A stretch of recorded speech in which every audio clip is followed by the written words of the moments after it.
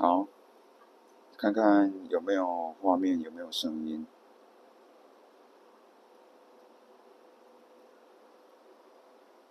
好，我们现在连一下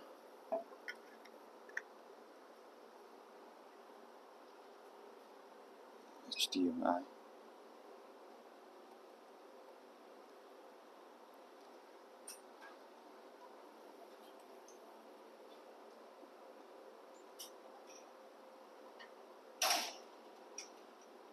好，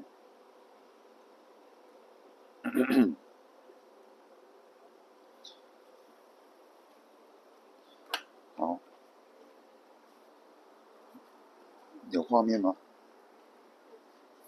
你可能要点，直播吧，应该就是直播。有画面，声音呢？你自己播播看，我走远一点，看有没有声音。中间我讲话之后可能会过几秒钟，你那边才听得到。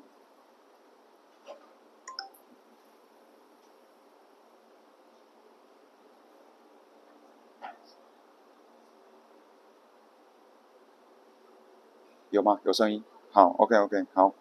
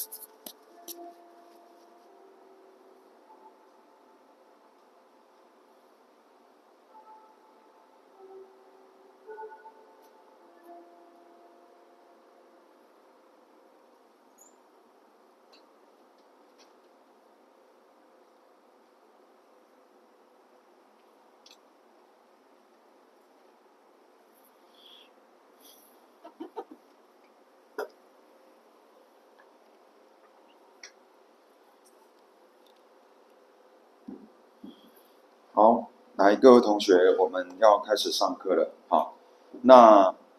一样先请线上的同学扫一下这个 Slido 的 QR code 啊，或者是记下这个编号。我们每个礼拜的 Slido 的页面会稍微有点不一样啊，所以再给大家10秒钟扫一下。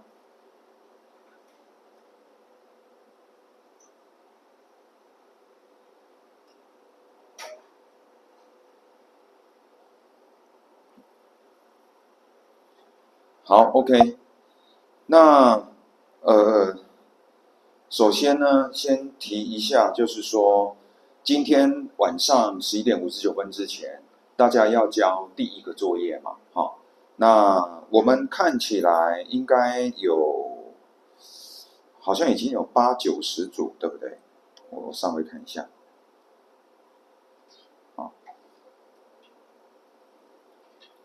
好，目前应该有no 超过100组啊。我们现在已经有超过100组的同学啊，所以理论上呢，119哈，有人避开114哈，114是不祥的数字，是不是？好，反正呢，我们应该有110多组，好，那理论上呢，我们就会收到110多份、110多组的这些报告，好。那根据我们的作业1的要求，应该是要求说每一个同学都要上传啦，好，这样方便助教们评分，这样子，好，所以这个部分的话呢，是我们的第一个作业。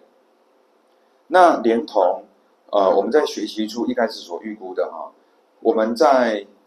第一个作业公告就是结束之后呢，我们马上就会公告我们第二个作业，好。所以接下来呢，我们就先来讲一下我们的第二个作业。那这个作业呢，其实我还来不及放到 NTU Cool 上面，好，但基本上呢，就是今天晚上最晚今天晚上，我一定会把它放上去。好，那这个作业基本上就是要大家去 implement 所谓的 local search 的演算法。好了，那一开始呢，这个我们助教设计出来呢，就先介绍一下这个任务是怎么样。好，那请大家自己去看。那总而言之呢，就是蛮拉迪赛的前面就是在那边拉迪赛。然后呢，简单讲就是要大家 implement hill climbing, simulated annealing 以及你认为的可以做的改良的演算法。好，你可以根据 hill climbing 跟 simulated annealing 下去改良。好，那记得哦，因为我们人数众多的关系，所以请一定要符合我们的缴交格式所以，比如说，你最后就会把以下这些档案放在同一个目录里面 zip 起来之后呢，要依照这样子的档名的格式来上传到 NTU Core。好，那你会在这个 zip 档里面需要包含什么呢？main.py、visuals.py 跟 landscape.py， 那其实这3个档案呢，1、2、3这3个，其实助教都已经帮你写好了。OK， 你就不要去动它。所以这里都有跟你讲说，你不要动它动了，如果到时候出事的话，你要为你自己的作业负责。就反正这3个档案你都不用去动它。你真正要做的事情，其实是去 implement algorithm 1。其实就是 hill climbing， 那助教可能已经给你一个大致的一个框架，那你就是把里面的细节 implement 出来他故意把一些东西挖空，那你就去把 algorithm 1 implement 出来，这样。好，那 algorithm 2呢，就是 simulated annealing。好，那之前我们都介绍过，这其实这两个很像，差一点点而已。好，algorithm 3呢，就是给大家一些自由发挥的这个想法。好，那等一下细节会再讲。然后这3个演算法呢，它最后会吐出来的结果，助教也已经帮你写好，它一定就是会写在 result 1、result 2跟 result 3点 tst， 它是会由 main 点 py 产生出来的。你也不要去动它，因为它其实就是你这3个演算法最后要吐出来存档的东西。好，所以你总共呢 totally 就会有这9个档案放在同一个目录 zip 起来之后上传到 NTU 库。好，那 deadline 的话呢，就是一样2个礼拜啊，2个礼拜。评分的标准呢，就是说，我们其实蛮仁慈的啦，就是说，我们最简单的这个演算法呢，占了最多的分数 ，simulated annealing 跟后面的这一个改进的演算法呢，都只占20%。好，那我们最主要其实就是会根据你的 result 1、2、3来进行评分。好，那你这个 algorithm 这所谓的 ultimate algorithm 其实是好，助教这里没有写得很清楚。其实你这个演算法呢，你可以用你自己高兴什么样子的方式来 implement 这个演算法。你也可以说呢，我的这个第3种演算法，其实就是我前面这2个演算法的某一种改进。那我们有说过有某一种改进法嘛？比如说，你可以做 stochastic 的 hill climbing 啊，你可以做 first choice 的 hill climbing 啊，对不对？那其实就只是 hill climbing 里面的一些小的参数变一下而已。你可以这么做，但是你如果只是这么做，当然你第3部分的分数就比较低嘛，对不对？好，你如果说，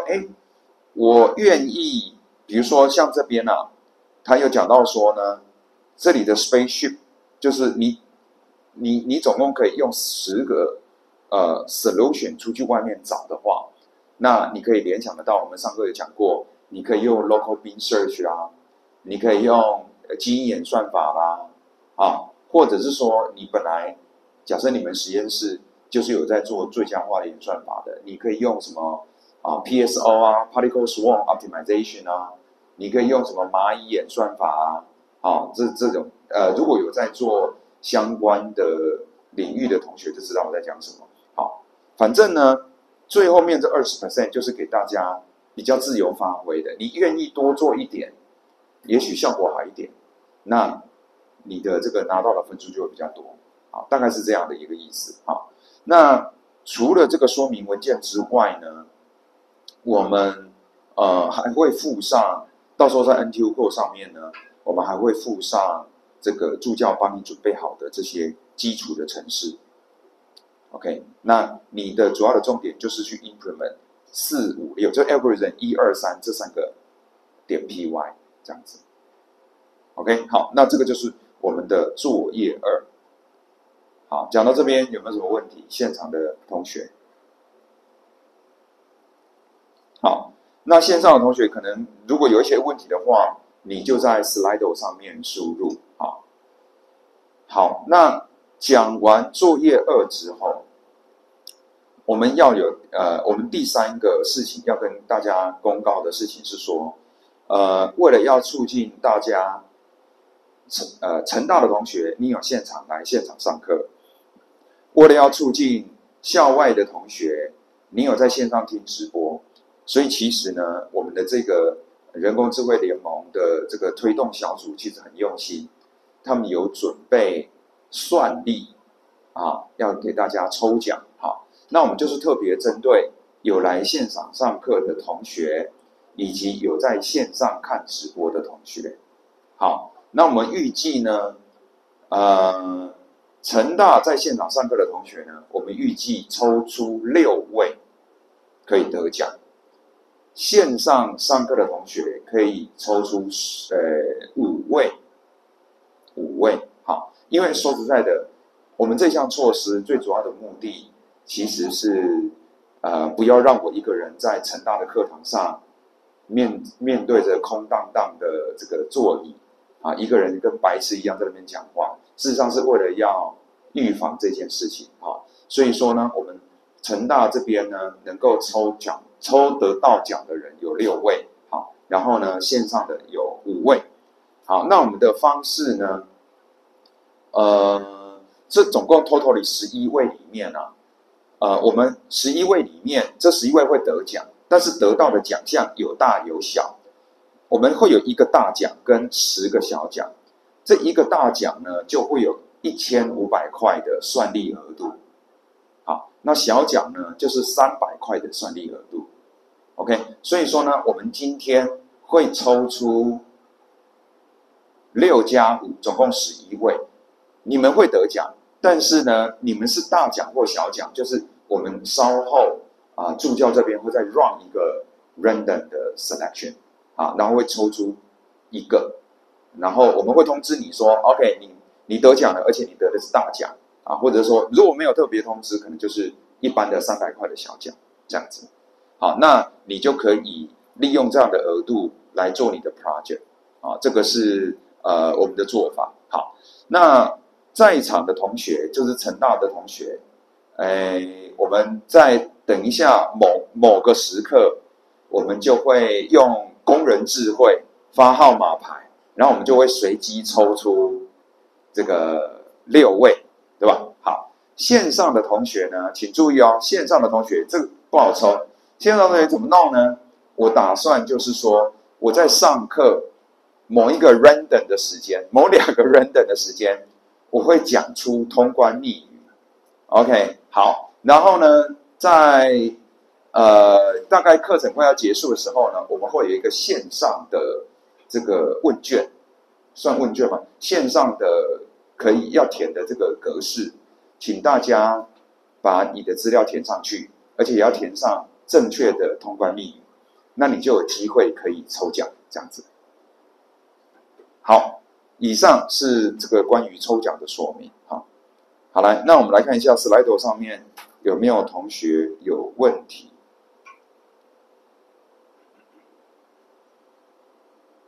都没有 ，OK， 好，都没有的话，那我们就先上课，好，我们就先上课。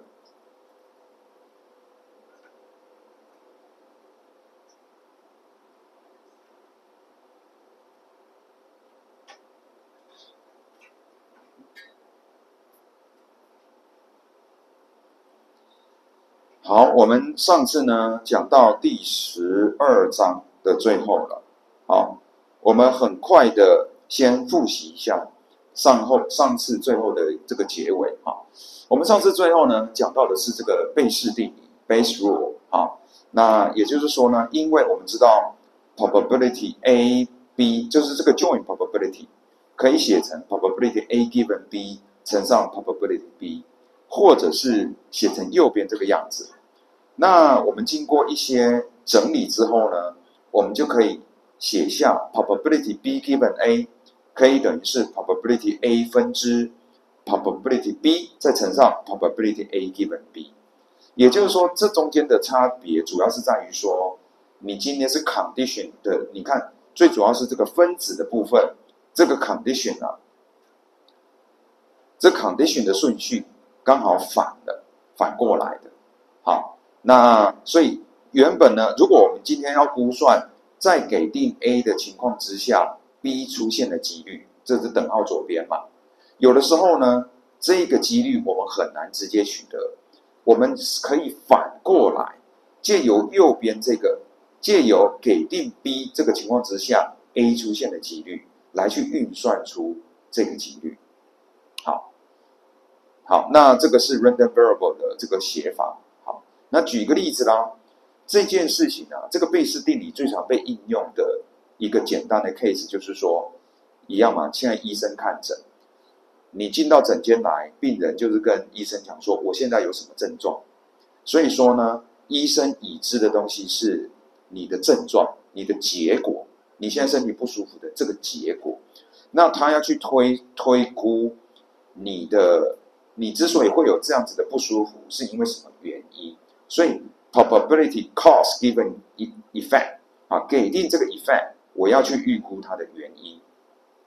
那根据贝氏定理呢，这个就可以改写成是 probability effect， 就是某一些症状出现的几率分之某一些原因出现的几率再乘上，如果是这个原因会产生出这些症状的几率。好，那比如说这里举一个例子啦，你说这样子真的有很有用吗？好，所以这里就举一个例子说，假设某一个医生知道某一个在现在他职业的某一个地区呢，根据他知道他过去的经验，他说如果有一个人患有脑膜炎的话，那么他会颈部僵硬的几率是70%。那他要知道说呢，他现在开业的这个地区呢，这个脑膜炎的几率是1/5000，然后呢，颈部僵硬的几率是1% 这样子。好，所以如果今天有一个病人走进诊间说他颈部僵硬，那么他有脑膜炎的几率是多少呢？我们可以借由刚刚上面的这样子的已知的条件，我们可以去推算出 probability n given s 就是颈部僵硬 ，m 就是有脑膜炎。好，那套用贝氏定理呢，它就等于是 ps 分之 pm 乘上 ps given m， 所以其实就是0.01分之1/5000乘上0.7等于0.0014。也就是说呢，随便一个病人走进来诊间，他说他颈部僵硬，他实际上患有脑膜炎的几率其实这么低，这么低。好，那这件事情我们上次说过，说它其实蛮违反直觉的嘛，因为你会觉得说，你刚刚不是在讲吗？他如果是有脑膜炎，他颈部僵硬的几率高达70%，那怎么今天你反过来，你这个告诉我颈部僵硬，你真的是脑膜炎的几率只有0.0014？那从这个数字上，我们就可以看到说，最主要的原因是因为这个地区脑膜炎发生的整体而言，这个几率是低的，才1/5000，就是因为这个分子的这个1/5000呢，所以说整个算起来这个数字很低。OK， 好，那所以呢，从这边我们就可以知道说，从这个例子里面，我们就可以去知道说，如果我知道了一些，我比较容易知道这些几率的话，那么我在进行诊断的时候呢，我就可以用贝氏定理来进行这样的诊断。那凭什么我说我比较容易得到这些几率呢？比如说今天这个地区脑膜炎出现的几率是1/5000，这件事情可以借由长期的这个病情的侦查普查而得嘛。好，所以我经过过去3-5年的经验，我可以去预估出一个几率。然后呢，这个地区颈部僵硬的人，颈部僵硬的这个发生的几率也是一样嘛，经过长期的普查是可以的嘛。好，然后呢，有脑膜炎，然后它会造成颈部僵硬的，这个也是嘛，根据过去真正有罹患脑膜炎的人，那我们去统计他的这个颈部僵硬的状况，这都是可以从过去的经验跟病例而得到的几率。好，那我今天一个新的病人走进来，我对他只有知道他是颈部僵硬，剩下来的我当然知道说 OK， 他住在这附近，他是我们这个地区的人。假设是这样子的话，接下来我就不知道了，我怎么去推算他有脑膜炎的几率呢？你就可以用这个贝氏网络来做。好，那上次我们也提过了，其实你在进行这个贝氏网络，这个Bayes rule 的时候呢，贝氏定理的时候，你不见得一定要真的带入这个分母实际上呢，这个几率它正比于就是有颈部僵硬，然后呢颈部僵硬脑膜炎的几率跟颈部僵硬没有脑膜炎的几率，我们之前有提过，在分子的部分，它们其实是正比于这个分子的比例。你如果能够把这个分子，这个其中一个分子是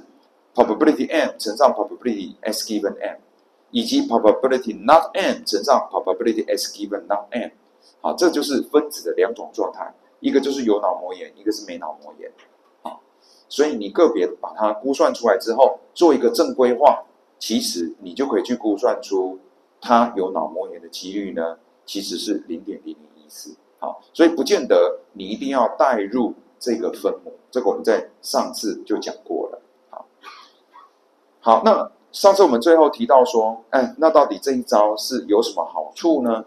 它的好处就在于说，如果今天我们对于某一个地区或者某种状态的知识，我们有更多的资料，我们有更多新的知识，更多新的动态的话，我们可以去根据同样的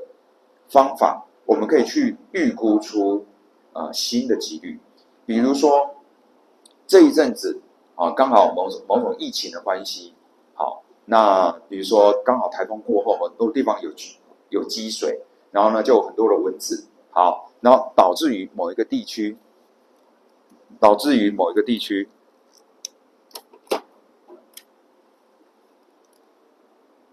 好，导致某个地区呢突然脑膜炎大流行，本来是1/5000的，现在变成是1/200。那我们就可以利用同样一模一样这样的一个式子，我们只需要把上面分子的这个地方 update 成1/200。所以在这样的情况之下，如果今天某个地区脑膜炎大流行，随便一个病人走进诊间说他颈部僵硬，这个时候他真的是脑膜炎的几率就会大增嘛，而且这个大增还不是嘴巴随便讲，你大增是增多少？事实上也可以根据这样的一个原理来去估算出来。好，那这个就是我们使用这个贝氏定理可以做到的事情。好，那接下来呢，我们就进入到我们上次还没有讲过的范围了。好，那使用贝氏定理呢，还有一些额外的好处。好，比如说我今天如果有好多个 evidence， 好 ，What happens when we have 2 or more pieces of evidence？ 假设我们有多种不同的 evidence， 好，那当然一个 evidence 对应到其中一个随机的变数嘛，好，随机变数。好，所以比如说啦，假设今天呢一样，我现在是看牙医，一个牙医如何去判别说，这个某一个病人说他有牙痛，然后呢，我在看他的牙齿的时候，我用那个探针我在那边检查他牙齿的时候呢，又有卡住。所以假设我想要去预估说，给定他有牙痛，而且探针有卡住的情况之下，那么他有蛀牙跟没有蛀牙的几率，我怎么去进行估算 ？OK， 好，那这个再次提醒一下大家这里的符号的表达法，小写的代表是实际的数值，实际的值，所以这里 tooth ache 代表的是他有牙痛，然后呢 catch 代表他探针被卡住，如果前面有一个 not 的符号，就是探针没有被卡住这样子。那 cavity 这里的 C 是大写，代表它是一个随机变数，所以它其实同时代表了有蛀牙或没蛀牙两种状况。好，那这个问题呢，如果按照之前我们给的这个 table 的话，其实很好预估，对不对？你看有牙痛，而且探针卡住，有牙痛探针卡住，那么它有蛀牙的几率呢 0.108 跟 0.016， 这是在整个 case 里面它占了 0.108 跟 0.016， 所以说呢，如果我要去预估这个 conditional probability 的话，给定这一组条件，我蛀牙跟非蛀牙的几率呢，其实正比于 0.108 对比于 0.016， 所以你经过 normalize 经过正规化之后呢，其实等于 0.871 跟 0.129。 也就是说今天这个病人说他有牙痛，而且我在检查的时候探针又卡住，他有 87.1% 的几率是有蛀牙的。那我可以根据这个表格来运算。好，那所以呢，刚刚上面的式子其实就是这样就是说，我知道他是有牙痛，探针被卡住，然后他是 cavity 的几率呢，正比于什么呢？如果我要用贝氏网络的话，我是不是就是正比于分子的部分嘛？那它分子的部分就是 cavity 的几率乘上给定 cavity 它牙痛以及探针卡住的几率，对不对？这是用贝氏网络来进行，不是贝氏网络，贝氏定理来进行预估。好，那刚刚之所以这里好像很简单算出来，是因为我们已经有这个表了。好，那在很多情况下，如果我们没有那个表，我们只知道部分的某一些几率的话，那怎么办？好，那所以像这样子的话呢，我们想要估算等号左边的几率，我们就可以把它改写成等号右边的这样子的几率，然后再做一个正规化就好了。好，那这个右边的这个值啊，代表的就是说天生在这个地区统计起来，普遍呢就是有蛀牙的几率是多少，没蛀牙的几率是多少。好，那第一个几率这个值是什么呢？就是说有蛀牙的情况之下，它有牙痛跟探针卡住的几率，以及没蛀牙的情况之下，它有牙痛跟探针卡住的几率嘛。所以我们其实就是要，我们要算出等号左边这个几率呢，我们得要由右边这两个几率乘在一起，而右边这两个几率比较棘手的其实是第一个这个几率，对不对？好，那更不用说了。也许我今天我在想要进行诊断的时候，我除了问看看他有没有牙痛、探针有没有卡住之外，我可能还会再做一些额外的检查，比如说照一下 X 光啊，问一下他平常吃饭的习惯啊，等等等等的。所以其实啊，这个 condition 之前的这里的这个 evidence 呢，可以有很多种。好，那搞不好 in the worst 不是 in the worst case， 就是说，如果今天你会做很多很多检查的话，它搞不好有很多种不同的排列组合。好，那所以当然以这个例子来讲，这个例子很简单但是你可以想象说，在实际的工程问题上，有的时候啊，这里的第一个几率啊，它其实是好多的 random variable 的 evidence 的 joint probability。OK， 那我们想要进一步的简化，那怎么个简化法呢？最常见的一个形式就是我们去假设，或者说我们真的去仔细的采用到 conditional independence。conditional independence。比如说呢，假设呢，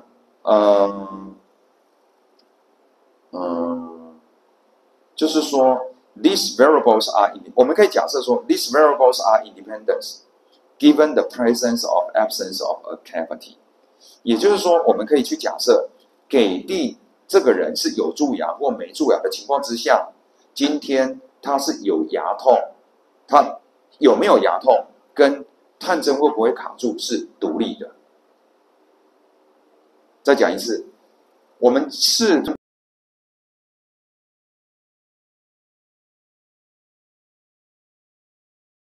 的做法是什么呢？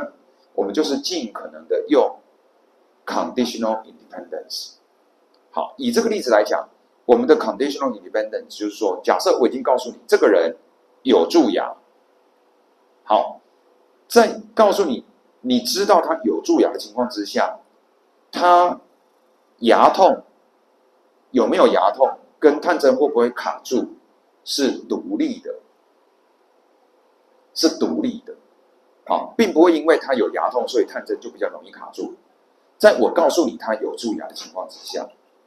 这样子就叫 conditional independence。那或者是说我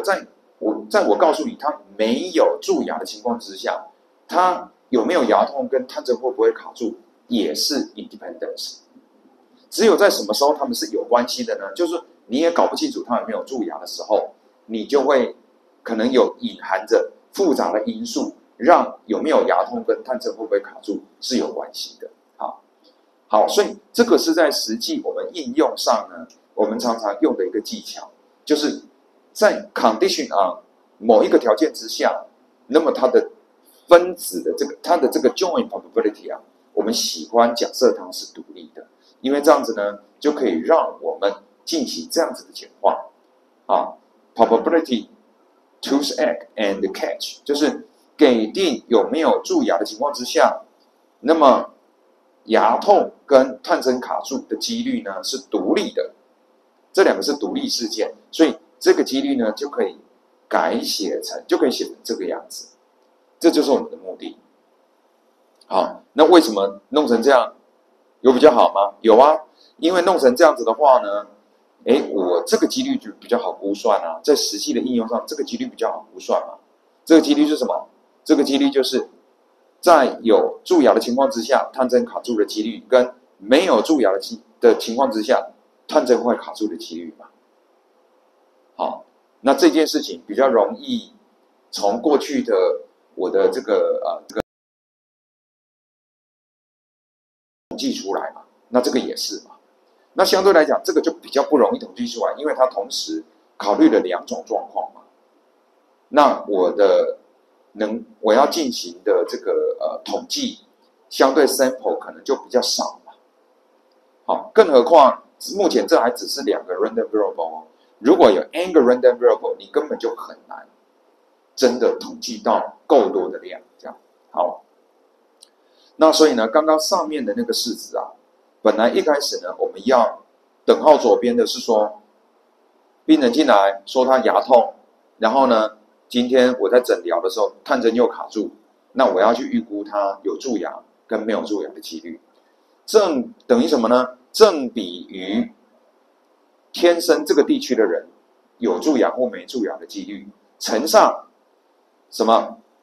他有没有蛀牙的情况之下，探针有没有卡住啊？探针会卡住，跟有没有蛀牙的情况之下，有没有牙痛？有牙痛啊，因为这里就是有牙痛，有卡住，好，所以就是把这个几率呢改写成这个样子。好，所以讲这么多，其实就2个重点。第一个，我们喜欢用贝氏定理来把几率改写一下，因为改写过后的那个几率比较好估算，这第一个。第二个，当你要考虑到好几个 random variable 的 joint probability 的时候呢，我们常常喜欢假设它们是 conditional independence， 因为这样子呢，几率也一样比较好估算，这样子。好，那这一页这里呢写的就是 random variable 的版本啊。好，那就是说呢，给定 z 的情况之下 ，s 跟 y 的 joint probability， 如果有conditional independence 的话呢，它就可以改写成这2个几率相乘。好，那所以如果以刚刚上面牙齿的这个例子来讲，就是说呢，给定 cavity 的情况之下，这个 tooth egg 有没有牙痛跟有没有探针卡住是 conditional independence， 改写成这个样子。好，那所以呢，今天如果说呢，我们要去估算有没有牙痛、探针有没有卡住跟有没有蛀牙的这个几率，这个几率根据 chain rule 我们可以改写成这个样子嘛。然后这是一般的几率 chain rule， 然后呢，第一个几率我又可以根据 conditional independence 的 assumption 又把它改写成这个样子。好，那这个做法呢，好处就在于说，它让我们整个几率的推论的这整个的运作呢，可以 scale up， 可以 scale up。它所谓的可以 scale up， 指的是说我可以纳入更多的 random variable。目前我们眼见所及，最多就是3个 random variable。要是今天有30个 random variable 呢？如果有30个 random variable， 你只是用这个 product rule 或者是 chain rule 把它展开的话，你还是会有一大堆结合好多 random variable 的几率要来估算，而那些几率你根本就估算不出来。好，那所以呢，最后2页呢，这里就讲到说，就这么简单，利用贝氏定理以及 conditional independence， 其实我们在实际的工程问题上就已经蛮有用的了。也许你会 argue 说，天底下哪有那么好的事？你在实际工程问题上，你可能同时要 handle10个随机变数，那你永远都在那边假设它是 conditional independence， 是完美，你这样子真的正确吗？好，我们必须说，在很多情况之下，它可能不是完美的。但是我们就算假设它是 conditional independence， 很多时候在工程上，我们就已经可以得到一个蛮不错的一个结果了。好，所以大家不管你之前有没有读过，或者你未来可能也很容易读到的一种很简单的一种方法，叫做 naive Bayes model。naive 就是很天真的，很天真的、很简单的一个假设。naive Bayes model， 好，它什么意思呢？就是说，如果我要估算这样子的 joint probability， 好，就是有某一个原因，然后呢产生出某一种效应某一种结果一、结果二、结果三、一直到结果 n， 所以 totally 呢，我可能有 n 加一个随机变数。我要去预估这 n 加一个随机变数的 joint probability distribution， 我们其实就可以把它改写成是 probability cost， 就是它的原因的出现的几率乘上给定这个原因你个别的 effect 出现的几率相乘。那我们之所以能够把这个几率改写成这个几率，最主要的原因，第一个是其实最主要在这里能够写成这样的原因，是因为我们假设这些结果是 conditional independence。OK， 这就naive Bayes model， 好，就这么简单。那它之所以称为naive Bayes model， 就是代表说呢，it is often used in cases where the effect variables are not strictly independent given the cost variable。就是说，其实在实际的问题上，给定这个 cost， 你这些 effect 不见得完全是独立的，但是呢，我们就还是假装它独立，还是 conditional independence。好，就我们不管，为什么不管呢？因为我们要管也管不了。假设今天 effect 1跟2跟3其实是有联动的，所以说呢，照理讲，我们的右边的在乘的几率里面呢，应该会有一个几率是 probability effect 1、2、3 given cost 这样子。那可是我们就不知道怎么估算了。OK， 好，我们就不知道怎么估算。但是呢，如果你今天是假设它 conditional independence， 那我们就比较容易估算，我们也比较有办法从现有的资料里面去估算出这个几率来。好，所以它不完美，它也不是最准确，但是呢，在很多的工程问题上呢，它其实已经运作得很不错了。好，所以也许我们目前这边呢没有实际的例子，好，但是也许之后或者在以前，你们在看论文文献的时候，你有看到所谓的 naive Bayes， 它其实它的意思就是这样啊。喂，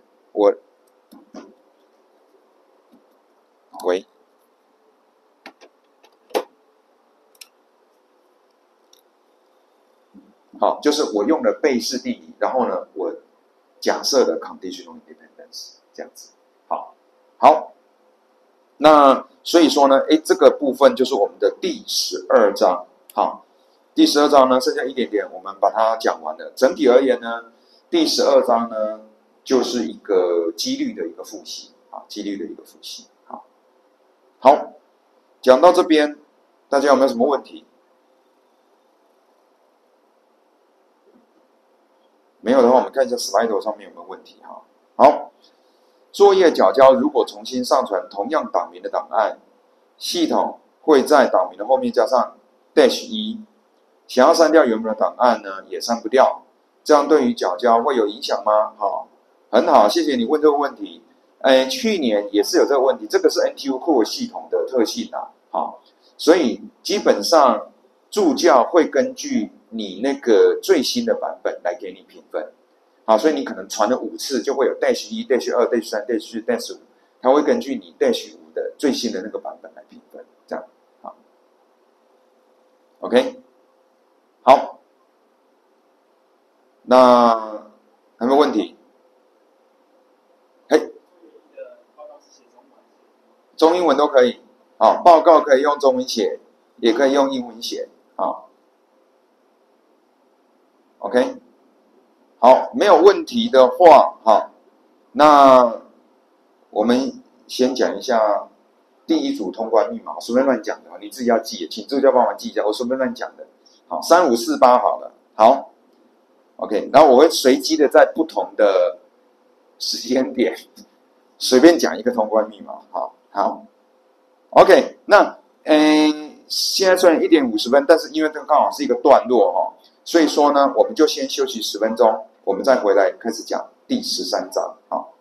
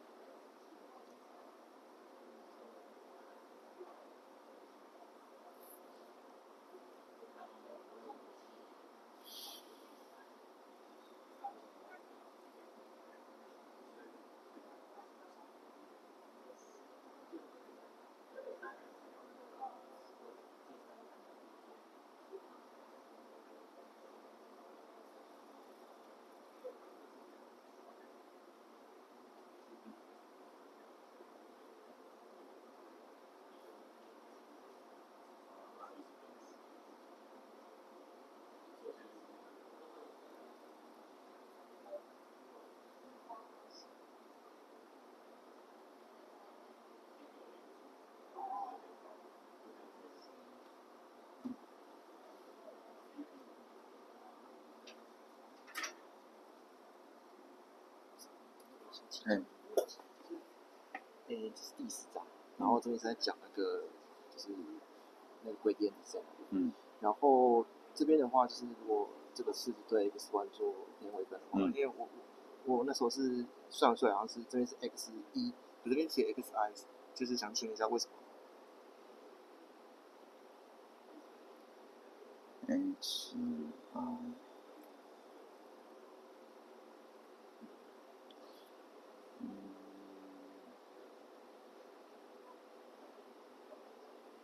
对，好像是 S1耶。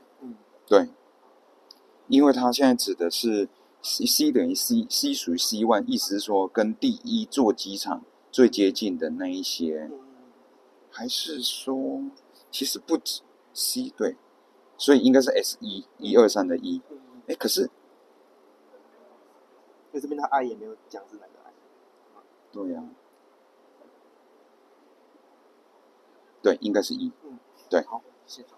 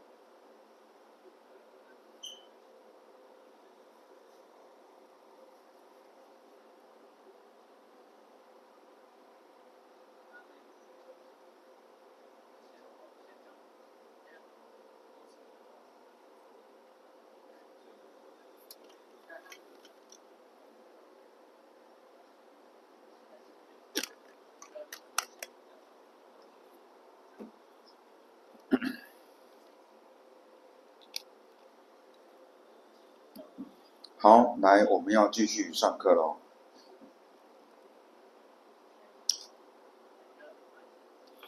好，接下来呢，我们要讲的是第13章，就是把我们在第12章复习过的那些几率呢，开始用来进行推论。好，那我们这一章呢，主要介绍的是所谓的倍式网络啊，所以我刚刚在前一章呢，一直常常说溜嘴哈，说前一章是 base rule， 那今天这一章呢是 base network 啊。那在这个倍式网络里面呢，我们基本上就是要画 graph 啊，有向图 directed graph。那所谓的大家学过这个 graph， 就是里面会有 node， 然后会有 edge 嘛，啊，那如果是 directed graph 的话呢，就是说node 跟 node 之间的 edge 呢是有向性的，它可能是一个箭头。好，那所以呢，在这样子的 graph 上面呢，每一个 node 代表一个 random variable。那这个 random variable 呢，可能是离散的，也有可能是连续的啊。那今天呢，如果现在有两个 node x 跟 y， 如果有一个箭头从 x 指向 y 的话呢，那么 x 就称呼是 y 的 parent， 好，那代表说呢 ，x 的数值呢会影响到 y。OK， 那在 Bayesian network 里面呢，它不会有directed cycle， 所以不会有上面指到下面，下面又指回上面这样的一个情况啊。那每一个 node xi 呢，它都有一个 conditional probability distribution， 也就是说给定它的 parents， 它的 parent 可能不止一个，有好几个，给定它 parents 的这些数值的情况之下，那么我这个 xi 我出现的不同值的这个几率的分布啊，这个就是 conditional probability distribution。那整个倍式网络就是在描述这些 random variable 之间的关系。好，所以就又回到了我们之前熟悉的这个例子啦。假设现在呢，我们的 variable 有这个牙痛啊，有没有牙痛？有没有蛀牙？探针有没有卡住？以及天气形态啊，有什么4种天气形态啊？阴天、雨天、什么下雪啊、然后晴天这样子。好，那如果今天呢，我们有这4个随机变数，好，那其实每一个随机变数呢，在一个倍式网络里面都是一个 node。好，那从这4个随机变数里面呢，首先我们知道说，其实天气形态啊，跟有没有牙痛跟有没有蛀牙基本上是独立无关的。所以如果我们画一个倍式网络的话呢， whether 这个 node 呢，它是一个独立的一个，没有任何其他的随机变数是跟它有关的，所以它是自己isolated 独立的存在。好，那但是呢，牙痛跟探针有没有卡住呢？都跟有没有蛀牙有明显有关。好，所以说呢，有没有蛀牙会影响到我会不会牙痛的几率，有没有蛀牙也会影响到我探针有没有卡住的几率，这样子。好，那我们之前也提过了嘛，我们往往可以在现实的问题当中，我们可以假设 conditional independence， 也就是说呢，在告诉你有没有蛀牙的情况之下，这个人有没有牙痛跟探针会不会卡住是独立的。所以呢，今天蛀牙它会影响到有没有牙痛，蛀牙有没有蛀牙也会影响到探针有没有卡住，但是并不会说我有卡住，所以我有牙痛，所以我有一个箭头由右边往左边指，没有，也没有说我有一个箭头从左边往右指，也没有。好，所以并不是说因为有没有牙痛而导致探针有没有卡住，没有。好，所以从这个图里面就是可以表达这种所谓的 conditional independence， 而这件事情呢，表达 conditional independence 呢，也是倍式网络的一个重要的任务。或者反过来讲，我们看到一个人把这样的图 directed graph 画出来之后，我们就可以明确的区分说哪些跟哪些 random variable 跟哪些 variable 是有关联的，哪些是 conditional independence 的。好，那底下呢，我们举一个新的例子来作为我们这整章讲述这个贝氏网络的一个最主要的例子啊，就是假设呢，你们家呢装了一个窃盗的警报器，这样子啊，那它基本上运作的还不错啊。如果说呢有窃盗案，真的你们家这个有被人闯入的时候呢，这个它基本上就会响，就会发出警报这样子。不过它有的时候啊，也会因为地震稍微摇一下啊，它也在那边响啊。这是你们家装的这个警报器的特质，这样。好，那你有2个邻居，叫做 John 跟 Mary。好，那因为你平常上班不在家嘛，哈，所以说警报器有没有响呢？假设我们不考虑什么警报器响会有什么网络连线到你手机，没有这回事。好，我们现在是在古时候。假设你有2个邻居 John 跟 Mary 呢，他们其实平常都在家。好，那这2个好邻居告诉你说呢，只要他有听到你们家的这个警报器在响呢，他就会打电话给你，那你就可以赶快赶回家看看是不是有窃盗发生这样。好，这是我们这个情境是这样。但是 John 跟 Mary 呢，这2个人的个性跟生活形态不一样。好 ，John 呢，他只要听到真的你们家警报器在响呢，他如果有听到的话，他就会打给你，他一定会打给你，他非常非常好的邻居啊。但有的时候啊，他会把 telephone ringing 跟警报器的响声混淆在一起。有时候可能不是你家的警报器在响，而是你们家的电话在响，他也打电话给你说啊，你们这个警报器在响了，这样，这是这样的状况啊。Mary 呢 ？Mary 她常常在家听很大声的音乐，所以说她有时候就会 miss 掉说你们家如果真的警报器在响，她可能就没听到，她就没打给你这样子。好，这是我们现在所设定的这整个的问题。好，那针对这个问题啊，我们可以画出这样的一个贝氏网络，就是说呢，你们家的警报器会不会响？其实有2个要件，不是2个要件，有2个因素可能会影响到你们家的警报器会不会响。一个就是说，是不是真的有人闯入嘛？另外一个就是说，有没有地震啊 ？OK， 好，那有没有这个地区整体而言的治安状况，真的会产生出闯入的这个事情的几率呢？是0.001这样子。那这个地区呢，会发生地震的几率呢是0.002啊，这是根据过去的经验所统计出来的这整个地区的情况，这样。好，那你们家的警报器是这样，如果说有人闯入，刚好那个瞬间又有地震的话，这个警报器会响的几率会有人闯入0.94也很高的啦，对不对？我们基本上就是为了侦测说有人闯入嘛。如果有人闯入啊，当场没有地震，那你警报器响的几率0.94。好，没有人闯入，我单纯就只是地震，那么警报器响的几率呢0.29。啊，没有闯入也没有地震，警报器响的几率呢0.001，就有时候它还是会有点秀逗啊，就是什么事都没发生，它还在那边响。好，那这样会不会打来呢？取决于他有没有听到警报，对不对？好，如果警报真的有响，这样会打来的几率呢0.9。警报器如果没响，只是你们家的电话在响，它打来的几率呢0.05，对不对？这是这样。Mary 呢 ？Mary 是说，如果警报器响了，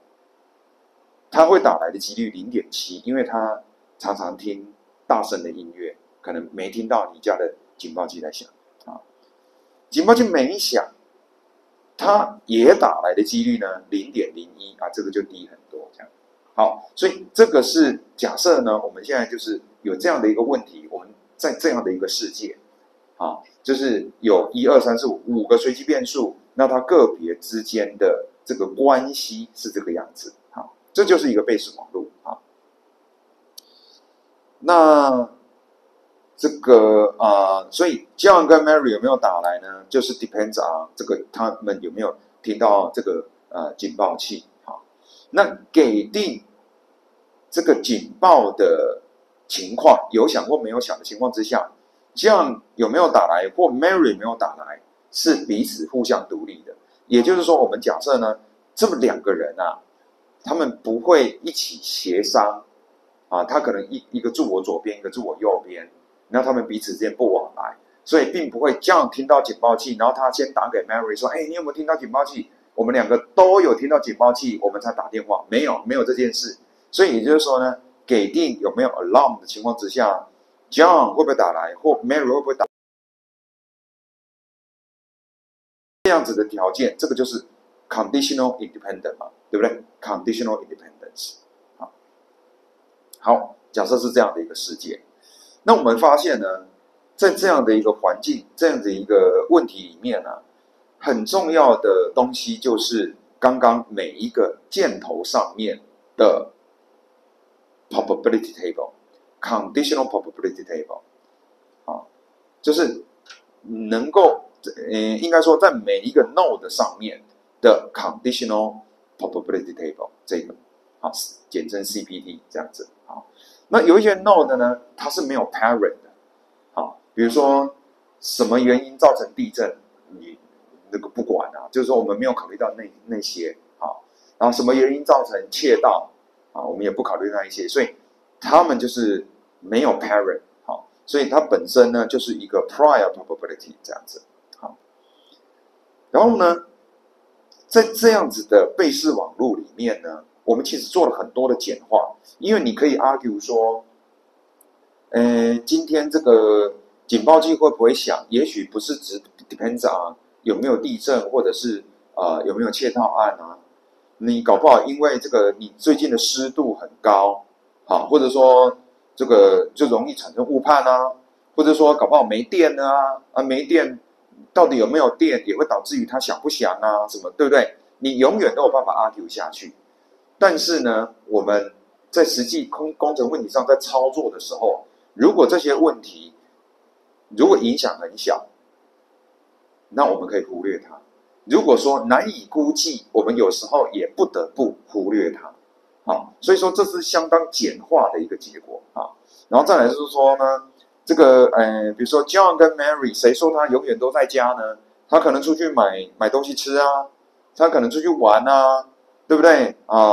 等等等等的，那我们就管不了那么多了所以说这个就是一个相当简化的一个版本。所以记得，其实贝氏网络它描述的就是一个问题的环境本身，谁跟谁是 independence、conditional independence， 谁跟谁有关。然后呢，它做了相当于把真实世界做相当程度的简化，让我们容易进行讨论这个就是Bayesian Network 的重要的这个目的如果大家还记得我们这一堂课，就是我们这个学期的第一堂课，我们不是在讲 AI 的历史吗？那当时就讲说 AI 的历史其实跟历年来的 Turing Award 的整个的变动，我们大概可以得知一二嘛，对不对？大家还记得在2000年初期得到 Turing Award 的那个 Judy Pro， 他在1980年代末、1990年代，他最主要的贡献就是在这种贝氏网络几率推论上面。所以我们现在大概我们已经走到1990年代了OK， 好，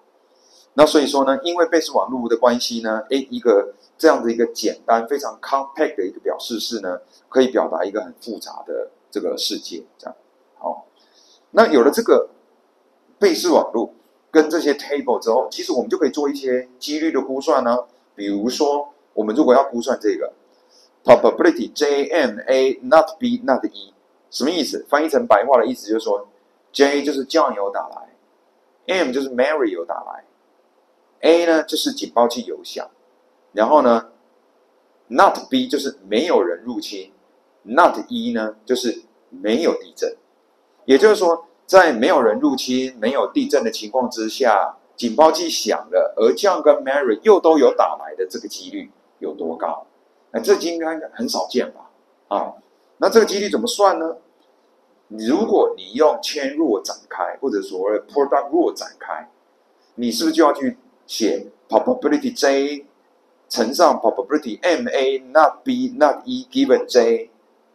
对不对？然后你再把这个复杂的 joint probability 再进一步简化，一步简化这样子。好，但是呢，再根据这样子的贝氏网络，我们就知道说，其实很多东西它都是 conditional independence。好，所以比如说 B 跟 E 根本就没有 parent， 所以说呢 probability not E 跟 probability not B， 我根本就自己就独立出来。好，然后呢，给定 not B and not E 的情况之下 ，A 出现的几率。好，然后呢，在给定 A 的情况之下 ，M 出现的几率，以及给定 J 出现的几率。那这个为什么可以写成这样？因为 J 跟 M 在 given A 的情况之下，他们是 conditional independence 啊。好，这个我们在刚刚上面那一章已经介绍过了嘛。好，所以呢，其实啊，这个 joint probability 可以写成这样子来进行计算，而这个样子很好算啊，因为给定 J 出现的几率在哪里？在这里嘛，就是真的有 alarm， 然后呢 J 真的有打来，就是 0.9 嘛。给定 M 出现的几率就这个啊，对不对？好 ，not B not E 就是没有窃盗，没有人入侵，也没有地震，我还是响的几率在哪里？在这里啊，没有窃盗，没有地震，我响铃会响的几率0.001在这里嘛。好，那这里以此类推，整个算出来呢0.000628这样子。啊，也就是说什么事都没发生，警报器却响了，你两个邻居又很近的都有打来，这样子发生的几率只有0.000628这么低，这样，所以我们就可以借由这个贝氏网络呢，把这些几率带进去，我们就可以算出来。好，那所以呢，这个是贝氏网络，那你可能会想说，那这个贝氏网络要怎么去建这个贝氏网络？好，那首先呢，一个 random variable 就是一个 node， 这没有问题。再来，我们要决定的是说 node 跟 node 之间谁要相连，哪个箭头要移，就是哪一个 node 要画一个箭头移到要指到下一个 node 这样子。好，那基本上这里有个当你箭头都指完之后呢，接下来就是去写下这些 conditional probability table。好，写下说给定你的 parent， 然后呢，你这一个 node 你出现的几率是怎么样？好，这是大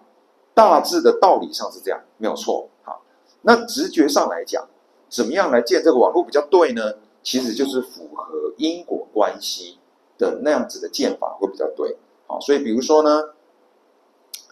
今天我如果要估算，因为我现在就是总共有5个随机变数嘛。好 ，Mary call、John call、alarm、earthquake 跟 burglary。好，那你如果是说，我给定前面这4个随机变数，我 Mary 有没有打来的几率？事实上呢，根据因果的关系，我们知道说 John 有没有打来跟 Mary 有没有打来无关，有没有地震跟 Mary 有没有打来也无关，有没有窃案跟 Mary 有没有打来也无关啊。在这边有一些是我们的假设啦，就是说 Mary 没有办法直接看到这户人家有没有窃案，然后呢 Mary 也对于地震没有感受这样子啊。所以在这样的情况之下，事实上呢，会不会影响？会影响 Mary 有没有打来的主要的唯一的原因，就只有 alarm， 他到底有没有听到 alarm？ 应该说他到底到底 alarm 有没有响，警报器有没有响这样子。好 ，OK。Because each node is connected only to earlier model, this construction method guaranteed that the network is acyclic， 就是它不会有 cycle。好，所以理论上，如果说，我告诉你就是有这5个随机变数，你要怎么去谁连到谁，谁连到谁呢？就是看 make sense 的因果关系。好，因果关系。好了，那你可能会觉得说，在这样子的一个环境，这样的一个世界，我的 Bayesian network 一定要这样子画吗 ？OK， 所以有人可能会反对，可能就是说你这样子画也不见得是最好的啊。那你可能会说，哎，其实 John 跟 Mary 是住在这个地区啊，有没有地震他怎么不会知道？对不对？好，那你如果今天你如果坚持说有没有地震，其实 John 跟 Mary 应该要有感受，然后也会影响他有没有打电话的这个行为的话，你如果坚持这样，你不想要忽略这个变数的这个影响的话，那的确你 earthquake 这边也应该画一个箭头拉到这里来，然后这里也应该拉一个箭头拉到 John 这边来。OK， 可以啊，你可以这么做。好，那你要不要这么做呢？ Depends on comparing the importance of getting more accurate probabilities with the cost of specifying the extra information。那你就要做一个权衡啦。当然，你如果其实也合理嘛，对不对？他怎么会没有感觉到有没有地震啊？也许是吧。好，那但是你就会多另外的这个effort， 就是说，那你就要有办法写出当有地震的时候 ，Mary 会打来的几率。你这几率怎么评估？你去统计 Mary 过去所经历过的100次地震，它有打来的情况吗？这可能不好评估，在实际的生活上可能不好评估啊，这样也是啊。所以你当然你可以增加这个连线，这个连线拉过来，这个连线拉过来，你可以。而且呢，理论上你这样子所预估出来的几率会更准，但你可能很难获得这个几率，这样子，所以有时候要做一点妥协啊。好啦，那即使是在一个 locally structured 的 domain，我们在画这个贝氏网路的时候，到底哪一个 node 要先放，哪一个先放，哪一个后放，也会大大的影响我们建构出来的贝氏网路。像刚刚我们如果是从因果关系的角度来讲，我们会觉得说，我们会优先从没有，就是说没有被任何其他 variable 影响的那种 variable 来开始放我们的 node。所以我们刚刚先放的是说，有没有发生地震这个 node， 然后再放有没有窃贼入侵的这个 node。然后因为他们没有 parent， 我们认为概念上没有 parent 好，这5个随机变数里面没有一个变数是，比如说因为 Mary 打来就产生地震，这不 make sense 吧？对不对？也不会说因为响铃响了所以发生地震，这也不 make sense。所以我们就想说 ，OK， 那我地震应该是没有 parent 的，我就优先放这样子。好，那你如果说我就是不服，我就是想要用另外一种顺序来画出这个 Bayesian network， 比如说，我就是要先放 Mary codes， 然后再放 John codes， 再放 alarm， 再放 burglary， 再放 earthquake。如果你的顺序坚持一定要这样子的话，那你画出来的 Bayesian network 可能就会长左边这个样子，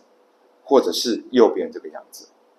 好，那这里面就有一些细部的顺序，为什么画成那个样子呢？比如说一开始 Mary call 打来，Mary call 这个 node 你先放进去，它没有任何的 parent， 然后呢，你再放 John's call。好，那 Mary call 跟 John's call 之间的关系是什么呢？就他们的关系其实是非常的迂回的，就是说，如果 Mary 有打来，那应该代表说 Mary 有听到 alarm。代表 alarm 可能有发生，那如果 alarm 可能有发生呢，它就也比较高的可能性会导致于 John 会打来，所以说呢，John 有没有打来的这个 node 呢，就需要 Mary 来当成是他的 parent， 这样，因为我们坚持先放这个 node， 再放这个 node， 所以其实John 有没有打来，其实就已经在你还没有看你其他是盖住的 random variable 的情况之下，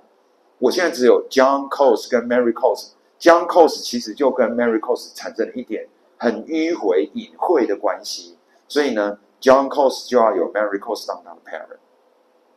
好，然后再来，我如果坚持我第3顺位是要放 along 这个 node 的话，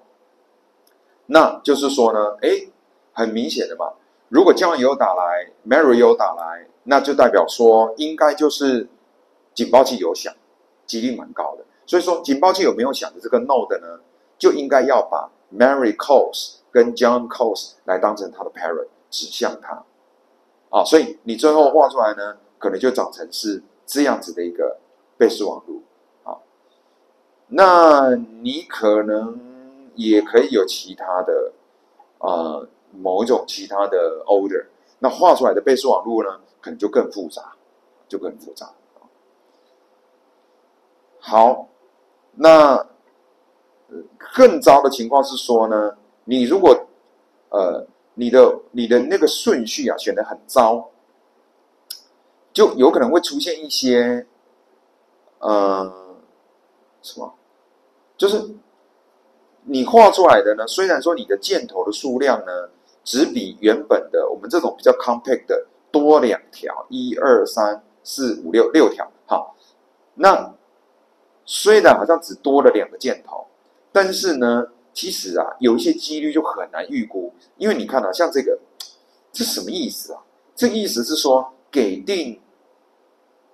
警报器有没有响，跟有没有窃案的情况之下，我这个地震发生的几率啊，这要怎么预估啊？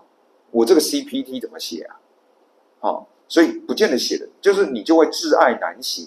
你就会发现说，用左边这样子的图来表达这个世界，是我写不出那个几率的啊。那其实追本溯源，原因就在于说，你当时教 node 的顺序你没有好好选嘛，所以画出来的这个 network 就很奇怪啊。所以其实最后面这边呢，他给我们的建议是说，你就应该是要根据因果关系，来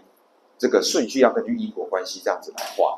画出来的 network 会比较 compact， 而且呢，里面的 CPT 啊，你这个几率才写得出来啊，最主要是这样。好，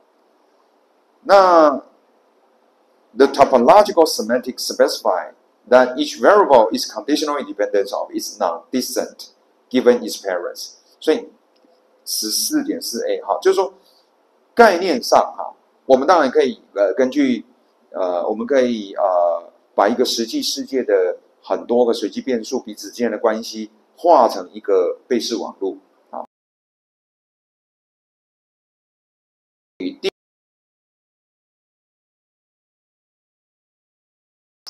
它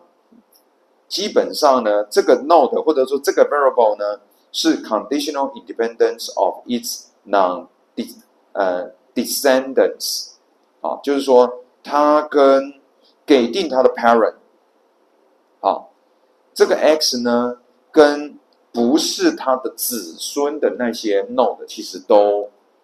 是 conditional independence。所以比如说这个 x 跟这个 z1j、znj 都是 conditional independence。x 只跟它的 parent 还有它的直接的直系子孙 y1 一直到 yn 有关系，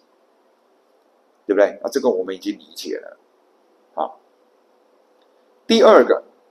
，a node is conditional independence of all other nodes in the network, given its parents, children, and children's parents。好，翻译成白话的是说，给定一个 node 的 parent， 还有他的小孩，还有他小孩的父母，给定这些，那么这个 node 呢，就会 conditional independence of all the other nodes。好，就像这个 x 给定它的 parent u1 到 um， 以及它的 children y1 到 yn， 以及它的 children 它的小孩的父母，当然 x 是它的父母之一，但是这个 y1 呢还有另外一个父母叫做 z1j， 这个 yn 的父母还有一个叫 znj，所以现在就是说，给定这一圈，给定这个 U1 到 UN、Y1 到 YN 以及 Z1J 到 ZNJ， 给定这一圈的话，这个 X 呢是 conditional independence to all the other nodes in the network。这个 network 你可以想象，这可能是好多定这一圈的话，我跟所有的其他的 node 都 conditional independence， 可以吗？可以理解吗？有一点像是我们的每一个人的家庭社交网络 ，OK， 跟给定你的父母、你的小孩、你的配偶 ，OK， 给定这一些，你跟所有其他邻居、所有台湾的其他人是 conditional independence， 他们不会，其他人不会影响到你，这样子。好，那这一圈呢叫做 Markov blanket， 马可夫毯子啊 ，Markov blanket 这一圈就是叫做 X 的 Markov blanket。好，那这个东西呢，大家先记起来，这个名词先记起来，我们在这一章的最后会再用到，会再用到。OK。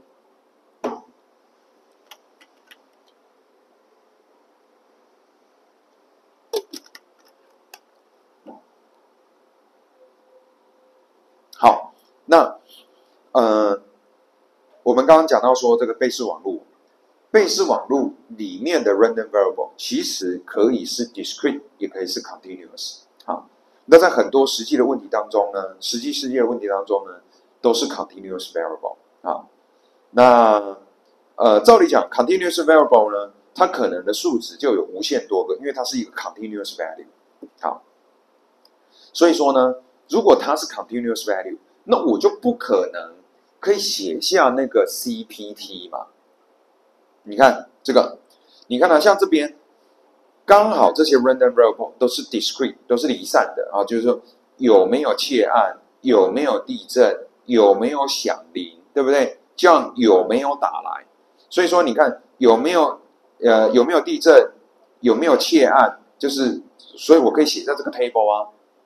可是今天你如果这些 node 是 continuous value， 我永远都写不出，我无法列举出这样子的 table， 因为它的数值是 continuous 的，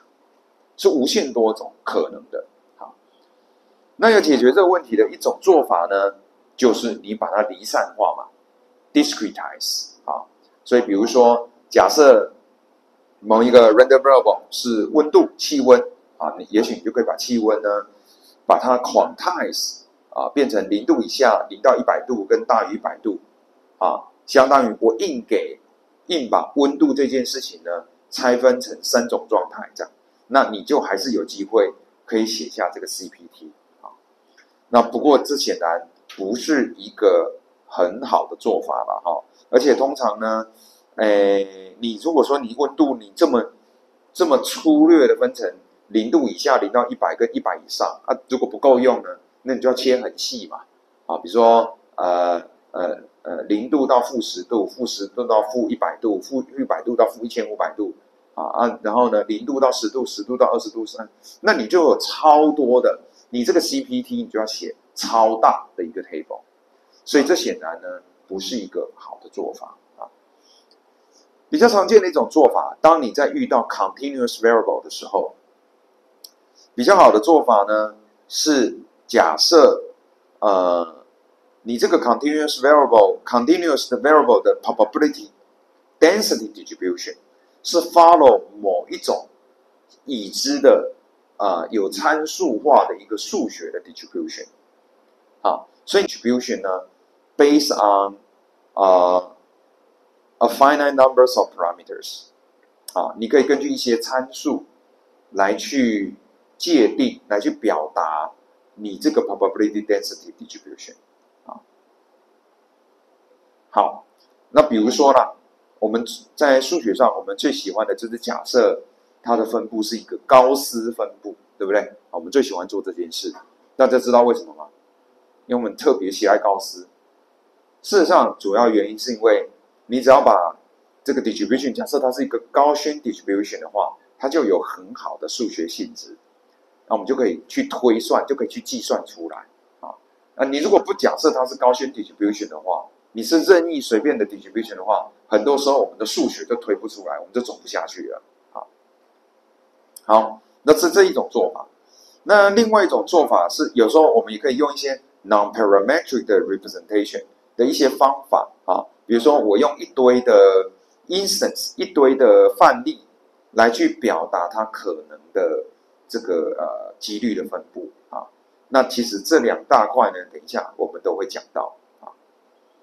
好，那所以一个倍数网络里面呢，有可能包含了离散的随机变数，也可能包含的连续的随机变数如果两个都混在一起，就是一种混合的倍数网络所以底下举一个例子啦，比如说今天有一个顾客去买水果他到底要不要买呢？那就根据看这个水果售价嘛，对不对？如果很贵，我同样都是买苹果好了，很贵我就不要买嘛，便宜我就买嘛，这很直觉的嘛。好，那但是现在苹果一斤多少钱是浮动的，对不对？你现在去水果市这个果菜市场买一斤苹果多少钱呢？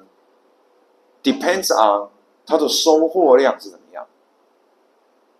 OK， 收获如果少，那就贵嘛，苹果就贵嘛，对不对？这是一种。另外一个是说，政府有没有做一些补贴比如说，常常台湾这个风灾然后可能农业部就补贴农民这个比如说之前什么香蕉很惨嘛，台风来香蕉树很惨然后很多都受损，那重新种的话呢，所以香蕉就很贵或者怎么样那政府有没有补贴所以收获量跟政府有没有补贴呢，都会影响到我的这个水果的售价，这样子The variable cost is continuous， 所以说它的售价是一个 continuous 的值然后呢，我买或不买是一个 discrete 的值就是要么就买，要么是不买嘛。补贴就是要么有补贴，要么没补贴嘛收获量是 continuous value 嘛 OK， 所以呢，基本上我可以画出一个这个简单的倍数网络这个subsidy 就是有没有补贴harvest 就是你的收获，你的产量收获量，然后呢，它们都会影响到你的这个售价那因为售价呢，就会影响到我买不买这样子好，那所以说呢，对于 cost 的这个 variable 来讲呢，我们必须 specify 说这个收获量跟这个有没有补贴的情况之下，我的 cost 的变动。所以其实我要 specify 这两个 probability cost given harvest 跟 subsidy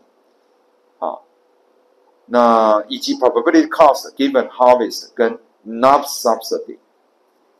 就是有补贴跟没补贴两种状况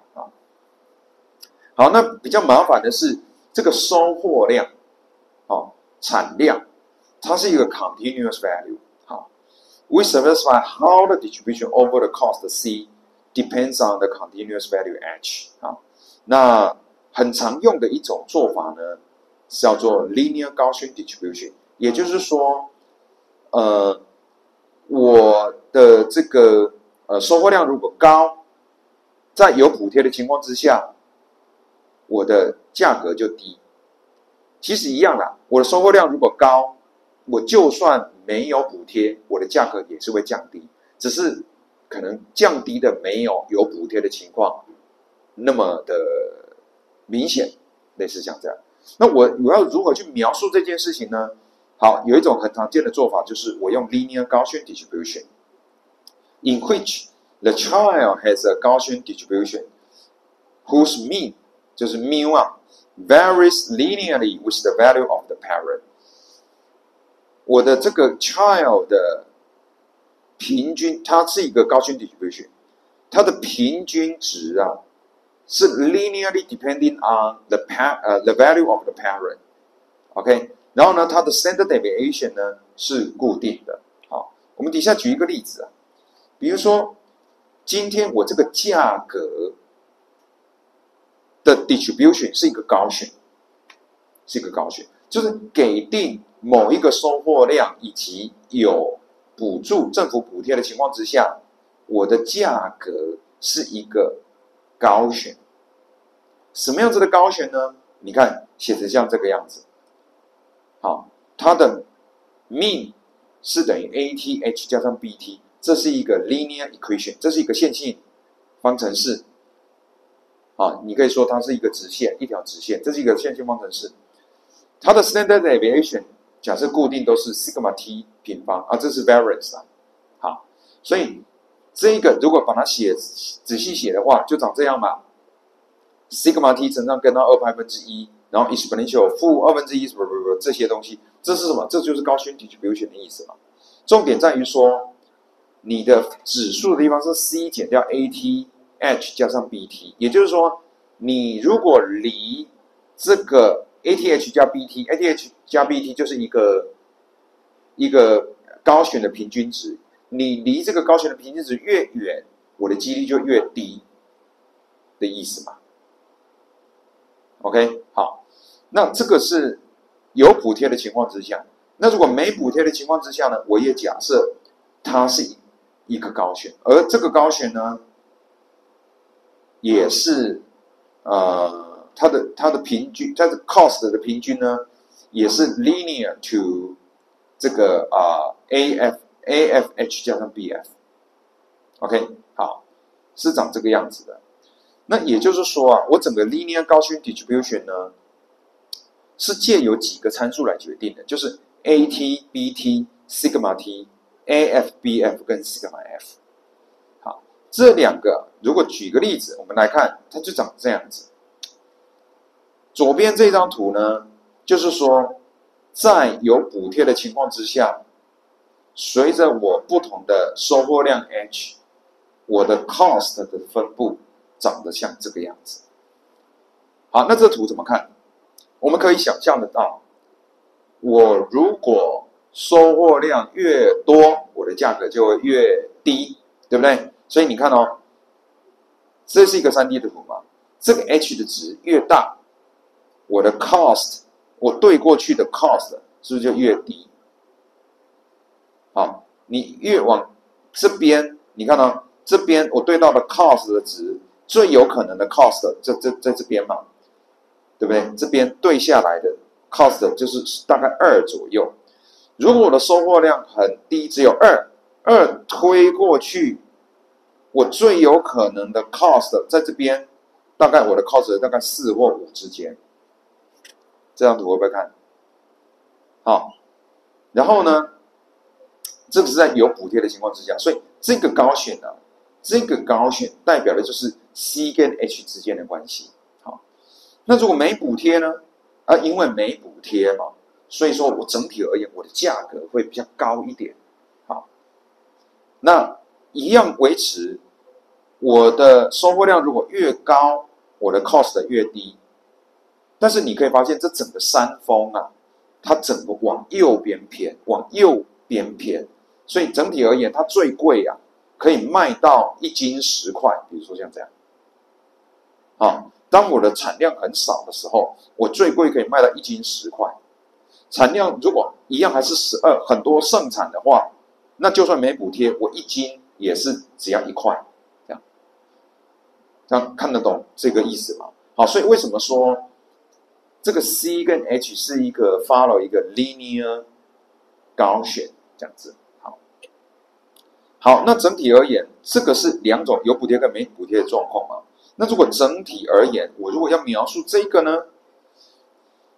这个就是代表说有补贴没补贴，然后不同 harvest， 然后呢，我的 cost， 我的产量，不是，我的价格的变动，那其实就是把两者加起来。如果两者用同样的 weighting 加起来，也就是说，我今天这个有补贴的几率跟没有补贴的几率各占1半。好，所以这两个 distribution 你各用1半的 weighting 把它加起来，就得到这样子一个崎岖的一个 distribution。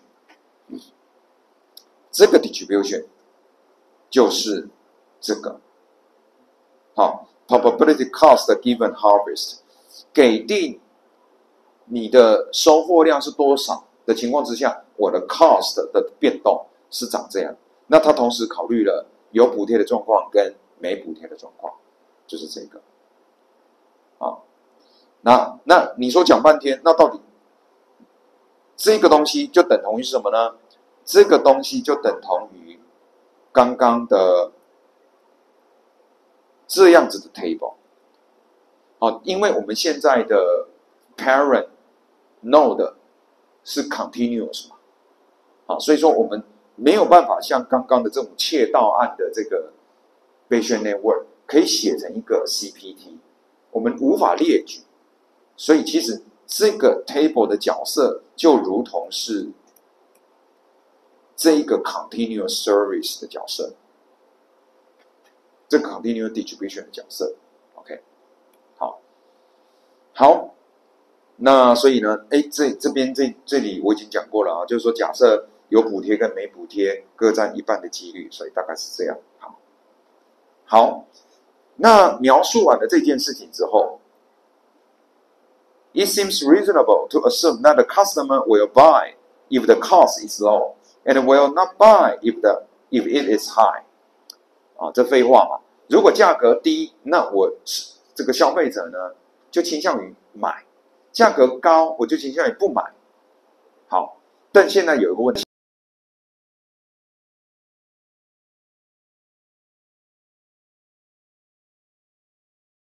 块钱呢，6.5呢？好，所以呢，大部分的同学基本上，假设你已经有这个 distribution， 你最后再写程式，你要判别说 ，OK， 我到底要买或不买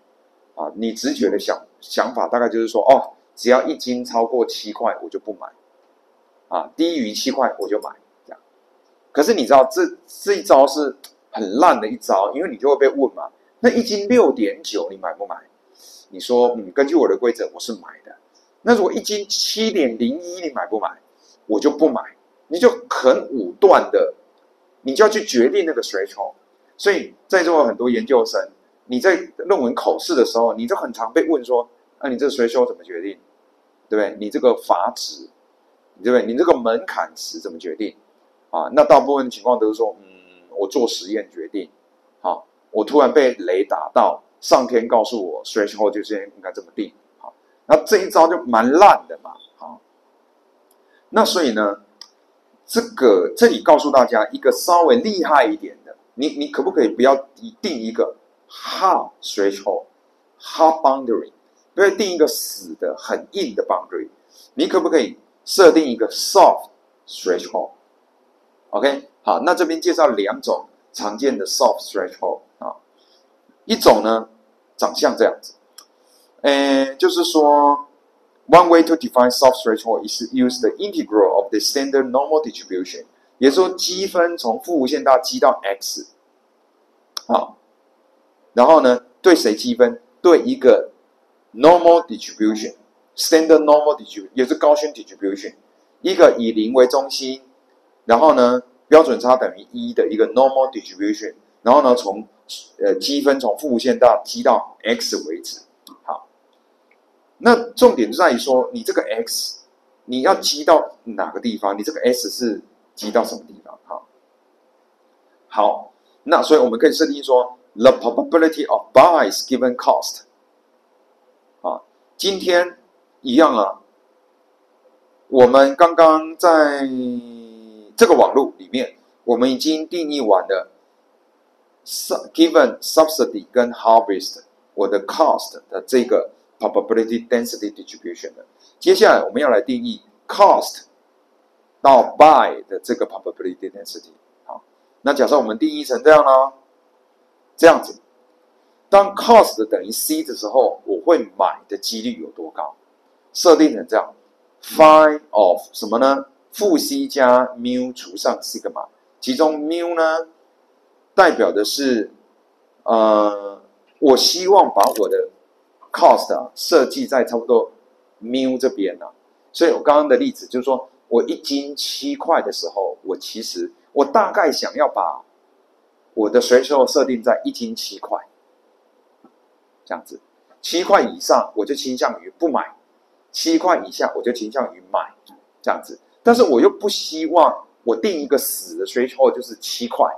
这样子。好，那所以你还是有一个目标，就是说 mu 就设定成7，这样子这样。然后呢 sigma 呢，就是我希望我的这个可以考虑的这个变动范围是在1块，好，比如说7+1或7-1，就是我的这个 distribution，我的这个 standard deviation 设定成1这样。好，那你把它带到这里面来。好，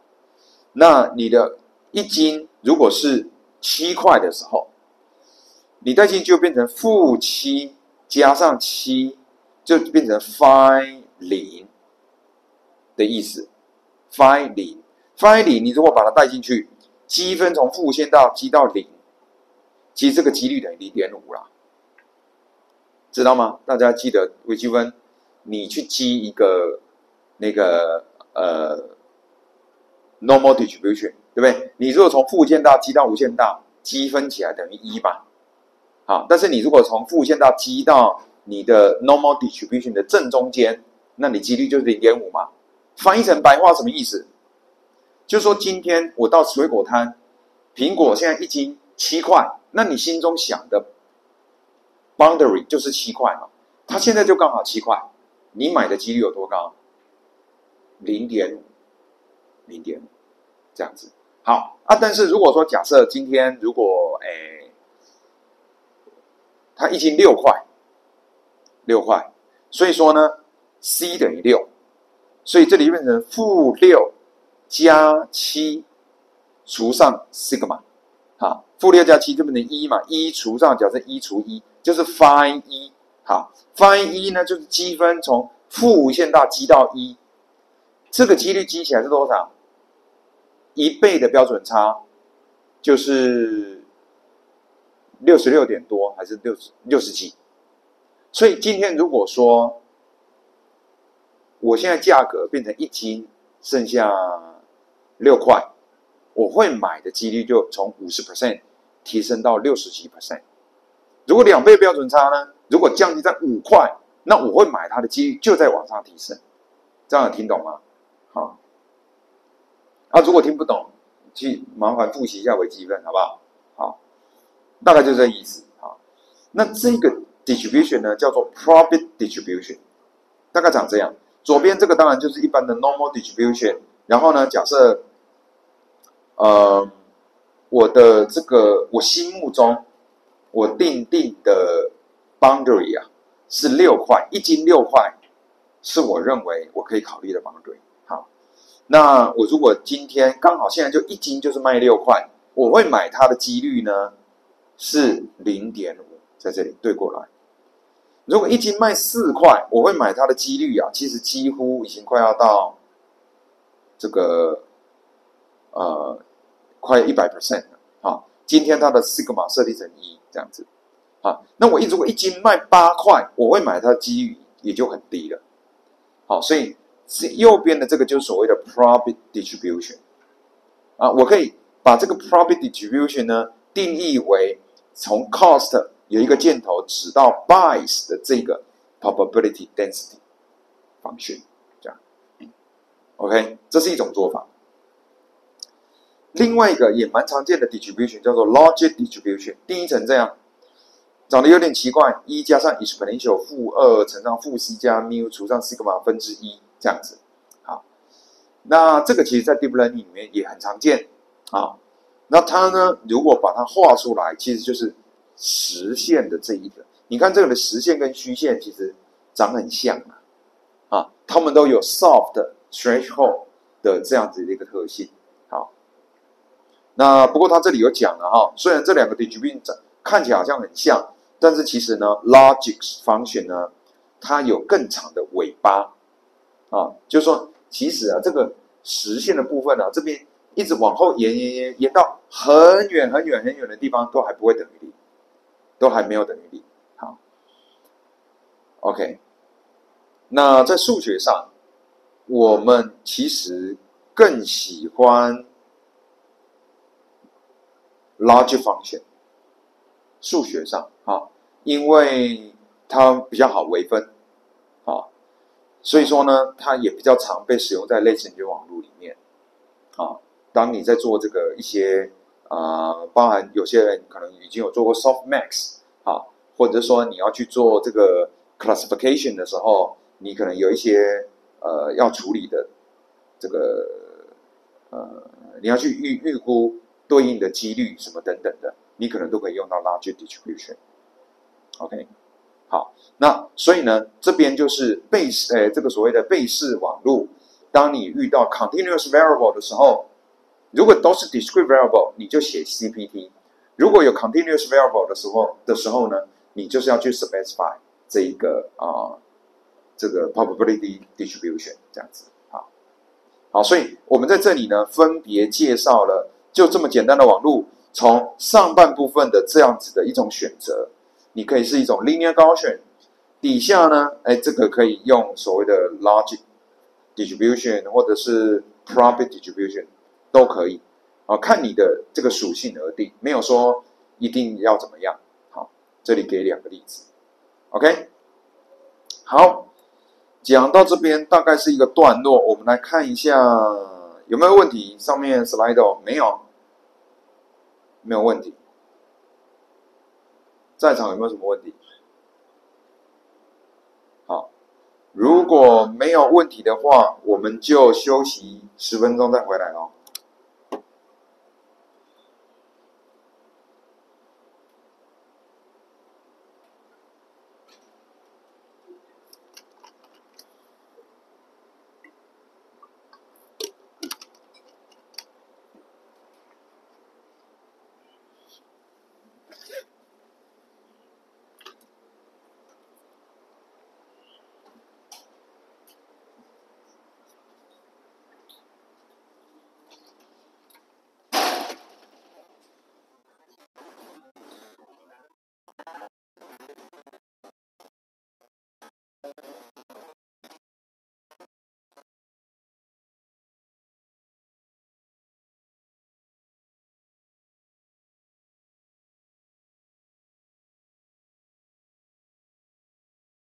对，这个。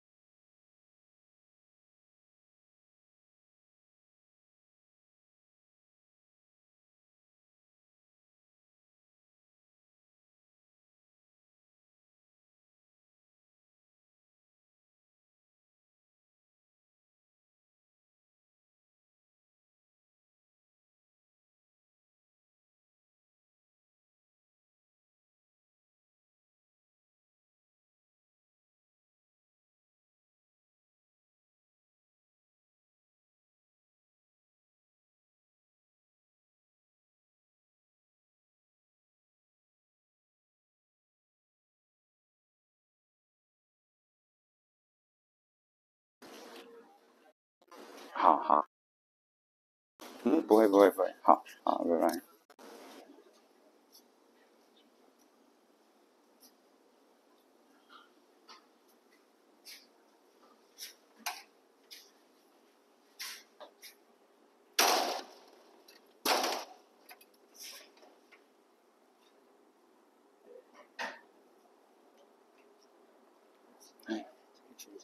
这边这个 T 是 true， 这个 F 是 false 吗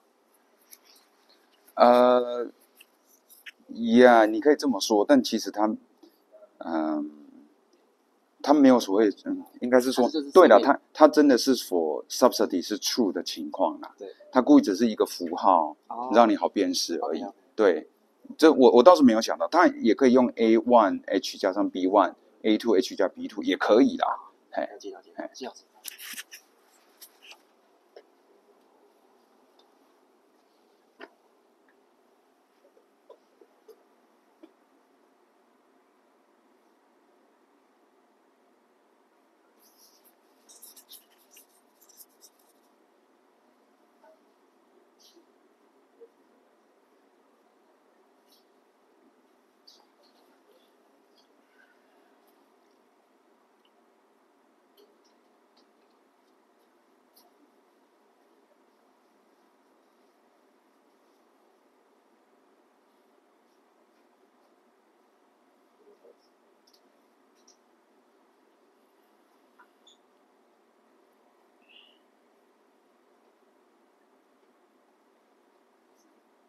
问一下那个，就是我现在知道这个多少的题目嘛，还是整个题目，就是到 final project 都是同一个题目，还是如果有更改吗？如果到期中还是可以更改啦，但是期中之后就建议不要改了，因为会来不及。OK， 因为我们现在有2个题目还在想。OK， 可以。可以先讲。可以。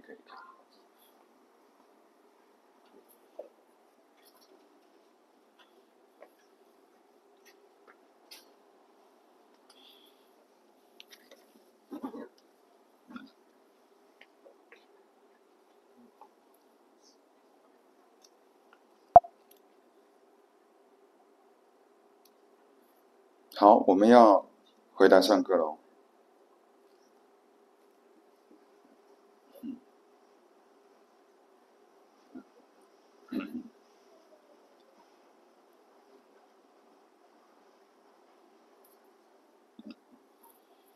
好，来，那我们继续上课。好，当我们有这个倍数网络之后呢，我们最主要就是要利用这个倍数网络来去预估一些我们有兴趣想要知道的几率。好，那预估的话呢，这个动作就叫做 inference，exact inference。那 inference 呢分2块，我们会先讲所谓的 exact inference， 也就是说实实在在准确的预估。好，那等一下会提到说呢，在实际的工程问题上，我要再换。实际的工程问题上呢，如果要做到 exact inference 呢，有时候要付出的代价很高。那这时候呢，我们就要做 approximate inference， 好，就是近似值的预估。好，那我们先来讲理论上的 exact inference 是怎么做啊？很多时候呢，我们是想要去计算一些 query variable 出现的几率，在 given 一些 evidence 的情况之下。好，那先介绍符号，我们会用粗体字的来代表 evidence variable 的集合啊。那这个 evidence variable 可能好几个啦，E1、E2 到 EM 啦。好，那小写的呢，就是实际的这些 evidence variable 的数值所形成的集合。好，粗体小写，粗体，然后是细体的话呢，就是真正的某一个 evidence variable 的数值这样。那 Y 呢，代表的是 non-evidence 的 variable 啊，可能有 Y1、Y2 到 YL。那这些呢，又称为是 hidden variable。好，所以整体而言呢，整个 network 里面呢，我有现在假设我只有一个 query variable， 好，所以我就是有一个 query variable x 跟一堆的 evidence variable 跟一堆的 non-evidence variable， 这整个合起来呢，就是整个网络的 variables 的集合啊。那一个 typical 的 query 呢 asks for a posterior probability distribution like this， 就是说给定你一些 evidence 的情况之下，我这个 x 这个 random variable 的数值啊等于1的时候几率是多少，等于2的时候几率是多少，等于3的时候几率是多少啊？好，当然不见得等于1、2、3啊，那就是看说你这个 random variable 它可能的数值是有哪些啊？来举个例子啦，在这个窃盗的这个 case 啊里面呢 ，we might observe the event that John calls 等于 true，Mary calls 等于 true。那我们就想要问说，哎，那今天 John 打来了 ，Mary 也打来了，这都是确确实实发生的事情。在这样的情况之下呢，窃案发生跟没有发生的几率个别是多少 ？OK， 好，我们想要回答这个问题，我们如何来 inference 这个出这样的一个几率？好，那这里直接先告诉大家答案啊，就是说呢，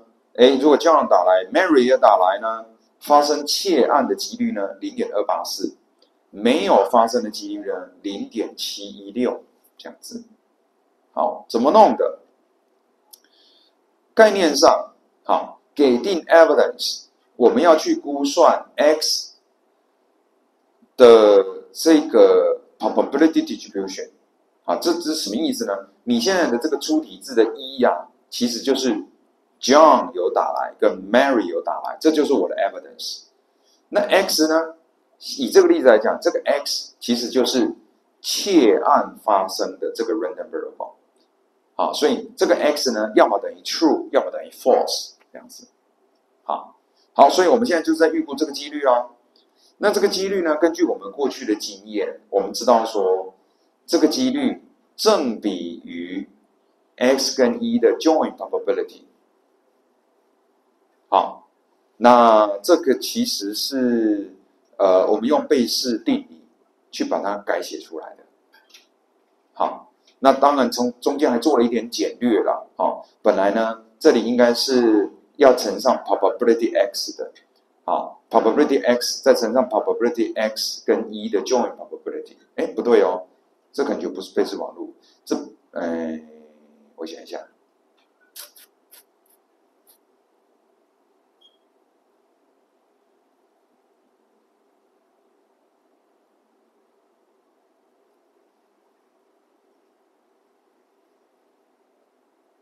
是啦，其实也就是那个分子的部分，整个算起来 ，probability x 乘上 probability e given x， 其实也就是这个 joint probability 啊，所以是一样的东西，没有错，是贝氏网络啊，所以这个东西正比于它。好，那我就算预估这个几率嘛，那这个几率是谁呢？其实就是我们之前也提过的，我现在有 query variable， 我有 evidence， 我要 sum over。所有的 non-evidence 的 variable， 或者说 sum over 所有的 hidden variable 的值，这个动作叫做 marginalization 嘛 ，marginalization 这样子啊。那所以说呢，这个 equation 呢 shows the term p(x, e, y) in the joint distribution can be written as the product of conditional probabilities from the network。好，所以呢。A query can be answered using a Bayesian network by computing sums of products of conditional probability from the network。也就是说，今天从这一步写到这一步，这个是 marginalization。我们大概在第12章讲过的事情。好，那这个几率怎么算呢？这个几率，你就回顾一下我们先前讲过的 equation 14.2。这个几率啊，其实你用嵌入展开可能会写很长，但是我们又知道说呢，在这个所谓的窃盗这个警报器的这个网络里面，有一些是 conditional independence 嘛，所以其实这里就可以改写成一些比较简单的几率相乘相加的形式。OK， 好，所以希望大家能够听得懂，能够把这部分跟刚刚前面讲的串起来啊。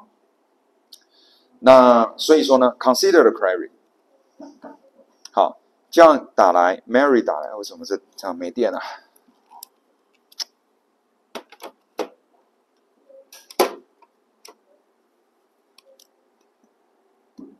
好，在 John 打来 ，Mary 打来的情况之下，窃盗案发生的几率跟没发生的几率，这怎么算呢？正比于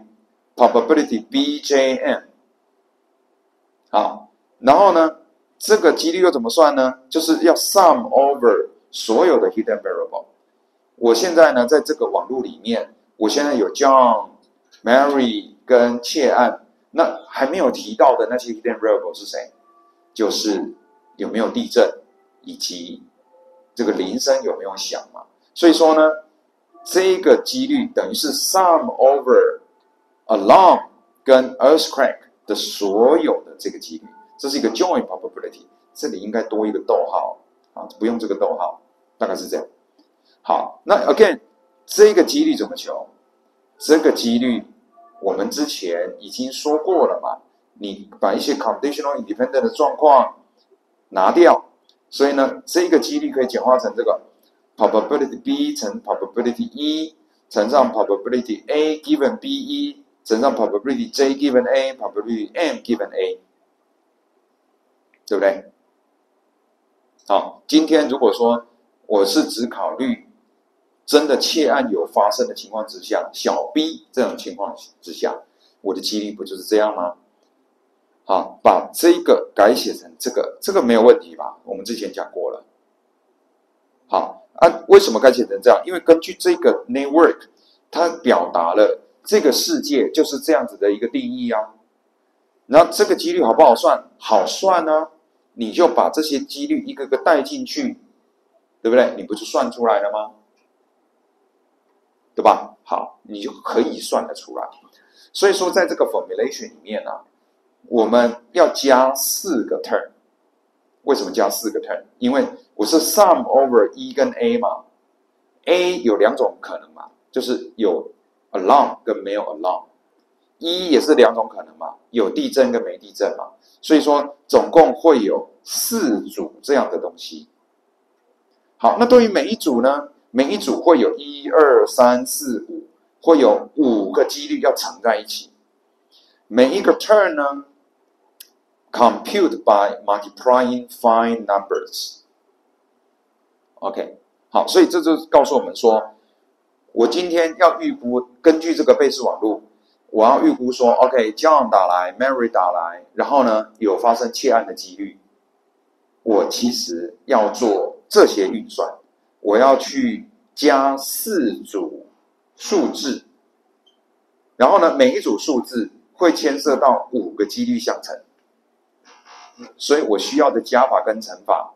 就是我看乘1次、2次、3次、4次。比如说我要做5个 number， 我要做4次相乘，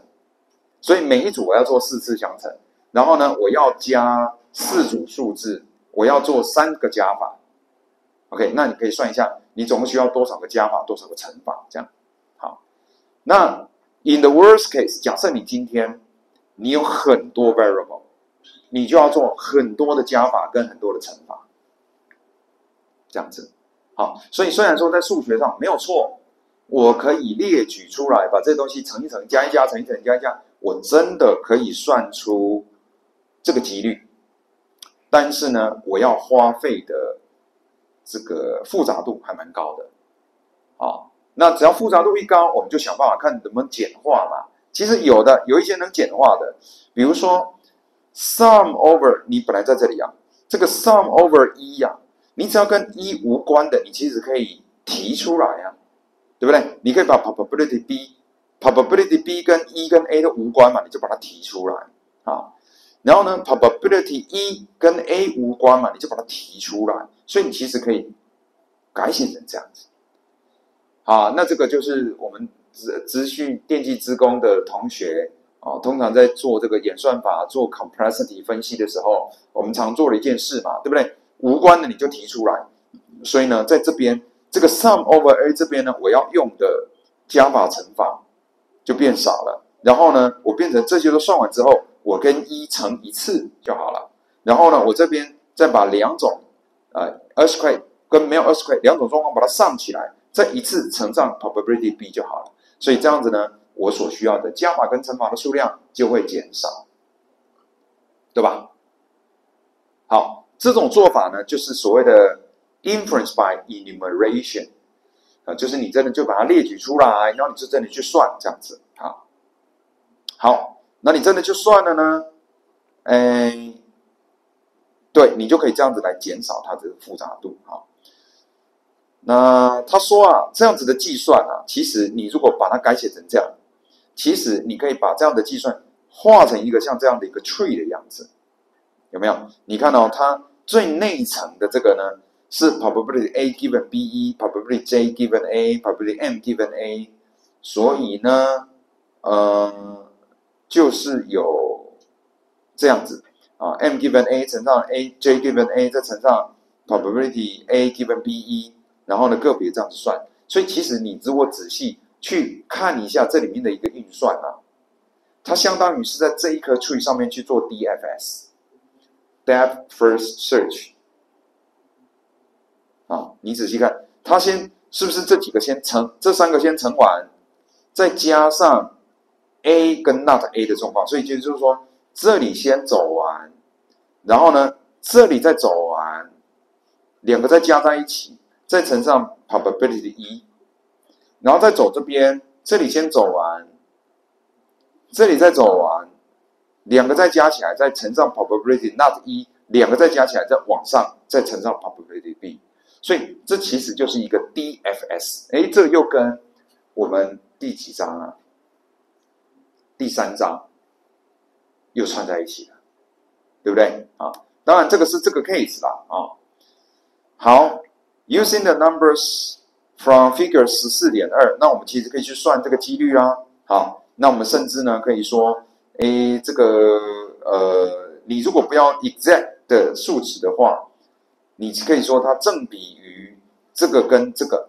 啊，这个跟这个，然后你去 normalize 一下，你就可以估算出两个都打来的时候呢，你的几率是 0.284， 你真的有切按几率 0.284， 没有切按的几率 0.716 这样子。OK， 好，那这个部分的话是。我们利用了这个贝氏网络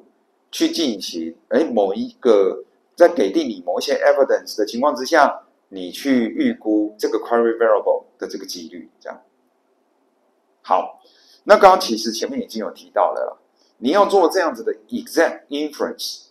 其实要付出的代价就是说，有的时候当你的 variable 数量很多的时候 ，complexity 是很高的。好，那尤其是如果以窃盗案的这个 network 来讲，它还算简单哦，因为它这样的 network 呢 has at most one path between any two node 任何两个 node 之间只有一条可能的路径。比如说你要从 Earthquake 走到 John Cole 就一定是走这一条你要从 Earthquake 走到 Mary Cole 一定是走这一条。像这样子叫做 single connected network 或者是poly trees。OK， 相对来讲呢，如果是你的网络结构是长这样子的话呢，它的 time and space complexity 呢，是 linear in the size of network， 它的复杂度是跟你的 node 的数量呈线性的增长。但是这个世界不会永远都那么简单嘛，很多时候呢，你所建构出来的这个贝氏网络是 multiply connected， 好，大概比如说长这样，好，比如说这个网络代表的是说呢，有没有阴天嘛，对不对？好，在阴天的情况之下，我打开洒水器的几率，某个地区它有自动洒水系统，洒那个草地的，好，那这个阴天的情况之下呢，这个洒水器会开的几率 0.1， 不开的几率 0.5。然后呢，阴天的情况之下呢，接下来会下雨的几率 0.8， 不下雨的几率 0.2。然后呢，接下来地上会不会湿，草地有没有湿，草地有没有湿跟什么？跟有没有下雨，以及洒水器有没有开都有关系。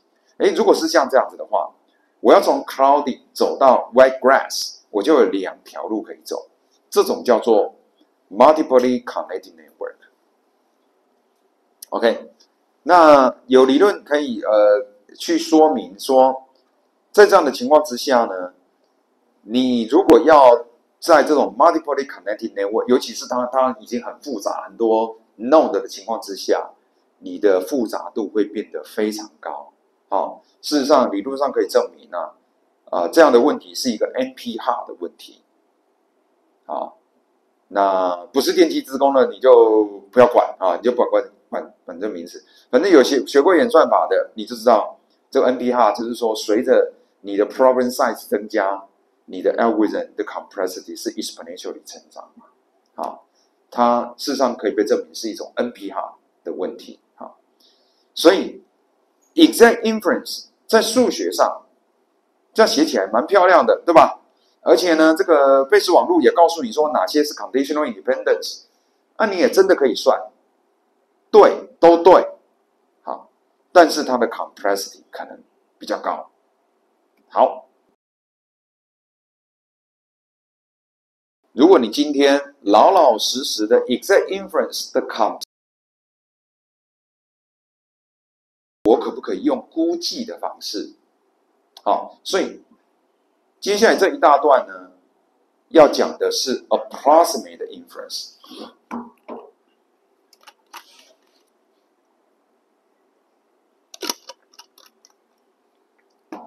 好 ，approximate inference， 也就是说，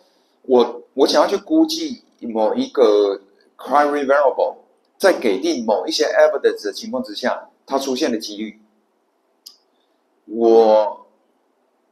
尤其是针对你有很多的 node 的情况之下，当然等一下我们的投影片还是会用最简单的例子来 run 这个过程。那但是它实际的真正的使用其实是当你有很多 node 的情况之下。那given the intractability of exact inference in large multiply connected network, it's essential to consider approximate inference method。当你是在这种 multiple connected network 很大的 network 的时候，你可能就要用这种推估的方式。其中最重要的一种演算法叫做 Monte Carlo algorithm， 蒙地卡罗演算法。你如果有点 sense 的话，你可能会这名字我好像听过哦，蒙地卡罗演算法。当然蒙地卡罗是Monaco 这个国家里面的一间赌场的名字所以其实 Monte Carlo 主要是一种所谓的 sampling 或者是 stochastic 的方式，是一种有某种随机性的一种方式Monte Carlo 演算法呢，它事实上它不只被用在 Bayesian network 这边，它被用在很多的各种不同的工程问题上那在这个章节呢，我们只会介绍2种算是比较简单的、最常见的 Monte Carlo 的分支一个叫 direct sampling， 一个叫做 Markov chain sampling这2种。先讲 direct sampling。direct sampling 的概念就是说呢，其实sampling 呢，其实就是我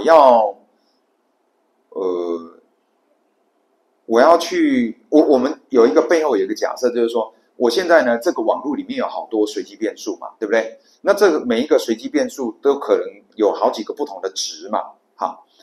我们背后有一个假设是说呢，这些值会这样子发生，比如说A 这个随机变数，它会产生出甲、乙、丙这3个值的。之所以会这样子产生，是因为它背后有隐含着某一种 probability distribution。然后呢 B 这个随机变数呢，它可能产生true 或 false 这2种结果，也是有某一种 probability distribution。那比如说对于一个unbiased 的 coin 一个硬币公平的硬币，它丢出来的结果要么是正面，要么是反面朝上那假设它是一个公平硬币的话呢，那这个丢出来的结果是正面跟反面的几率呢，都各是0.5这样子。好，那 sampling 呢，我从这样子的 distribution 来进行 sampling， 事实上在做什么呢？其实就是我丢这个硬币。好，那有50% 的几率呢会丢出来正面朝上，50% 呢会是反面朝上。所以以这个所谓的公平硬币的这个 case 来讲，它背后的这个 probability distribution 就是一个什么 uniform distribution， 就是我丢出正面跟丢出反面的几率是一样的啊。Sample each variable in turn in topological order， 这个就是我们要做的 direct sampling 的做法。The probability distribution from which the value we sample is conditioned on the value already assigned to the variable's parents。好，我们现在根据贝氏网络的顺序，从最上面开始一个一个啊，比如说我们刚刚讲什么窃盗会不会发生，我们就好像丢一个骰子，丢一个一个硬币，好，那我们去丢丢看，发现这次丢出来没发生，那接下来我再丢地震的这一个硬币啊，看看有没有发生，然后按照那个它整个方向的那个顺序，那地上硬币我丢，看有没有这个产生出 alarm。好，但是我在丢 alarm 这个硬币的时候呢，我要参考到说，我刚刚有丢出来的是没有发生窃案、没有发生地震的情况之下，给定这样的情况之下，我去丢 alarm 的这一个硬币，这样子。好，那现在回到这里来，我们如果是以这个 sprinkler 这个洒水器的这个 network 来举例的话，它 network 画成这个样子嘛，所以呢，我们就先从最上面的这个 variable 来开始。那最上面这个 variable 呢，就是相当于我们怎么知道说它是有阴天还是没阴天呢？相当于我们去丢一个硬币，这个硬币呢丢出来是阴天的几率 0.5， 丢出来不是阴天的几率也是 0.5。那我们这次呢，我们就真的去 sample 一下，就是说我们去丢一下这个硬币，一丢出来是阴天，有可能吧？当然有可能啊，因为这个硬币我丢出来正面朝上叫阴天，反面朝上叫做非阴天。那我现在丢出来就是阴天嘛，好，所以的确我第一个 random variable 我 sample 出来的值就是 true， 就是它是阴天这样。接下来我要丢 sprinkler， 就是洒水器有没有开。那我现在已经知道说阴天是 true 了，好，所以说呢，在我刚刚已经丢出是要阴天嘛，在阴天的情况之下，我去丢一个硬币来决定我的洒水器有开还是没开。好，那这个硬币长什么样子呢？其实这时候就要参考到这里，这个 distribution 是说，当阴天的时候呢，洒水器会开的几率是 0.1 这样子。好，所以我就去丢一个正面朝上的几率是 0.1 的一个硬币，那我就真的丢看，一丢发现反面朝上，所以呢就代表说洒水器没开，可以吗？好，接下来按照这个顺序换雨天，是不是雨天呢？我们刚刚前面已经丢出说，现在是要阴天的嘛，那等一下是不是雨天呢？好，那我就去丢一个给定已经是阴天的情况之下，雨天的这个硬币。这个硬币长什么样子？这个硬币就是你丢出来正面朝上的几率是 0.8 的这样的硬币。那你就真的丢看，一丢正面，好，所以是雨天。所以到目前为止，我 sample 到的就是说，阴天，洒水器没开，然后呢，接下来紧接着是雨天，然后最后一步是那草地有没有湿呢？刚刚我已经丢出来的就是洒水器没开，但是雨天嘛，在给定这样子的条件之下，我就丢一颗硬币。什么样子的硬币呢？就是洒水器没开，但是是雨天的这样的硬币。这样的硬币呢，就是说草地会湿的，就是说它的这个正面朝上，也就是草地会湿的几率呢是 0.9。的这样的一个硬币，我就丢丢看，一丢发现丢到正面朝上，好，所以我就得到了这个结果。所以我整个 sample 的过程啊，我最后得到的结果是 true false true true， 也就是阴天洒水器没开，雨天草地是湿的。这个就是一次我 follow 这个隐形的这些硬币所 sampling 出来这个世界的其中一种样貌。这样听懂吗？这个洒水器的世界，我现在 sample 到的其中一种样貌是这样子 ，true false true true 这样。OK， 好，那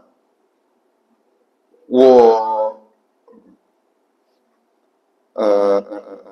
let SPS， 然后呢 S1 到 SN be the probability that a specific event is generated by the algorithm. Just look at the sampling process we have 的这个东西 because each sampling step depends only on the parent. 好，理论上我如果今天我得到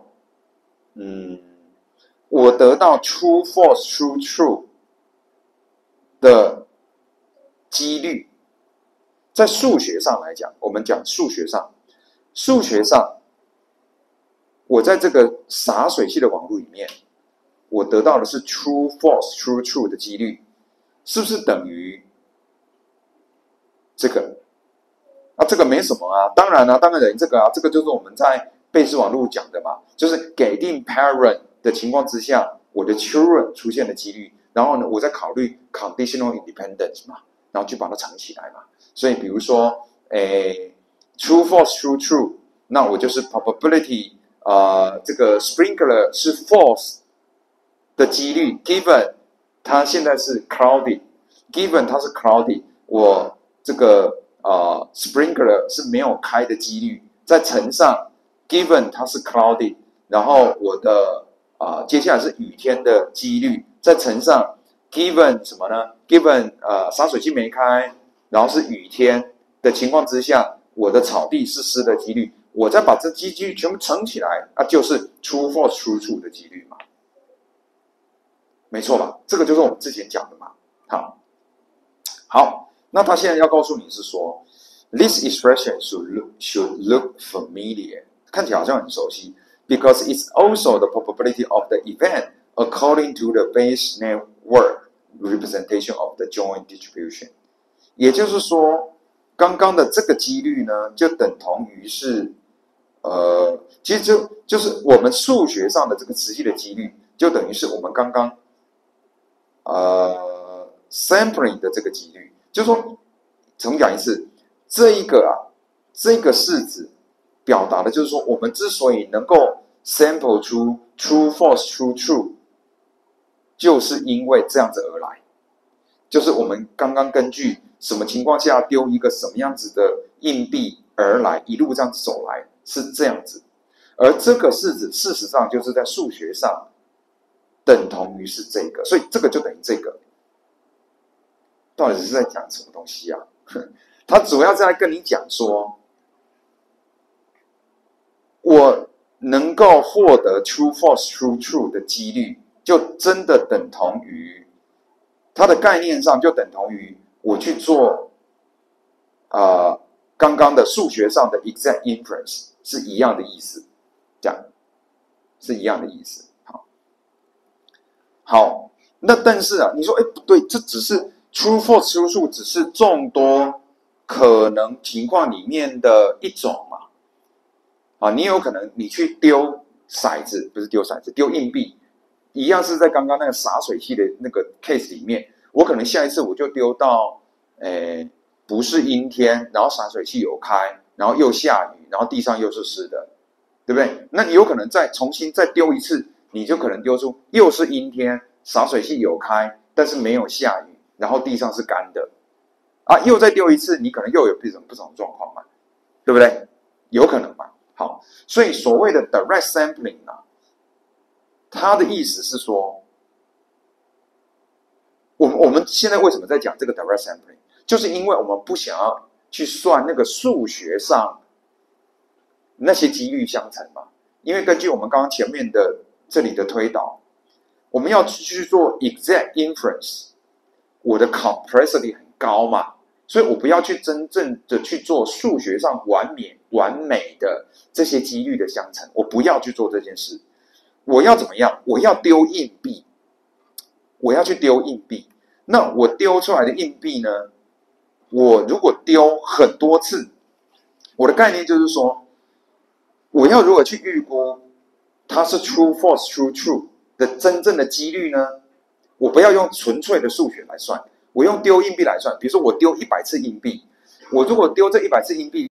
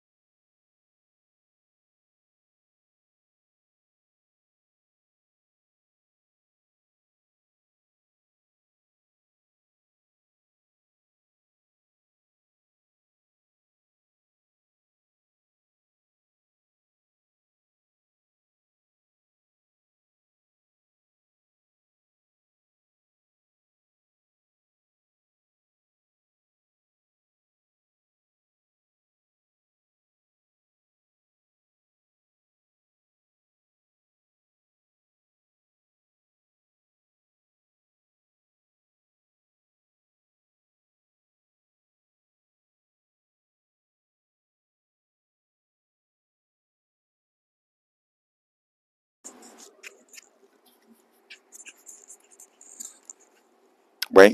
好，这个我无线麦克风有时候就是没电了哈，所以换一下。再稍微重讲一下，我们这里今天快要到一个结尾了。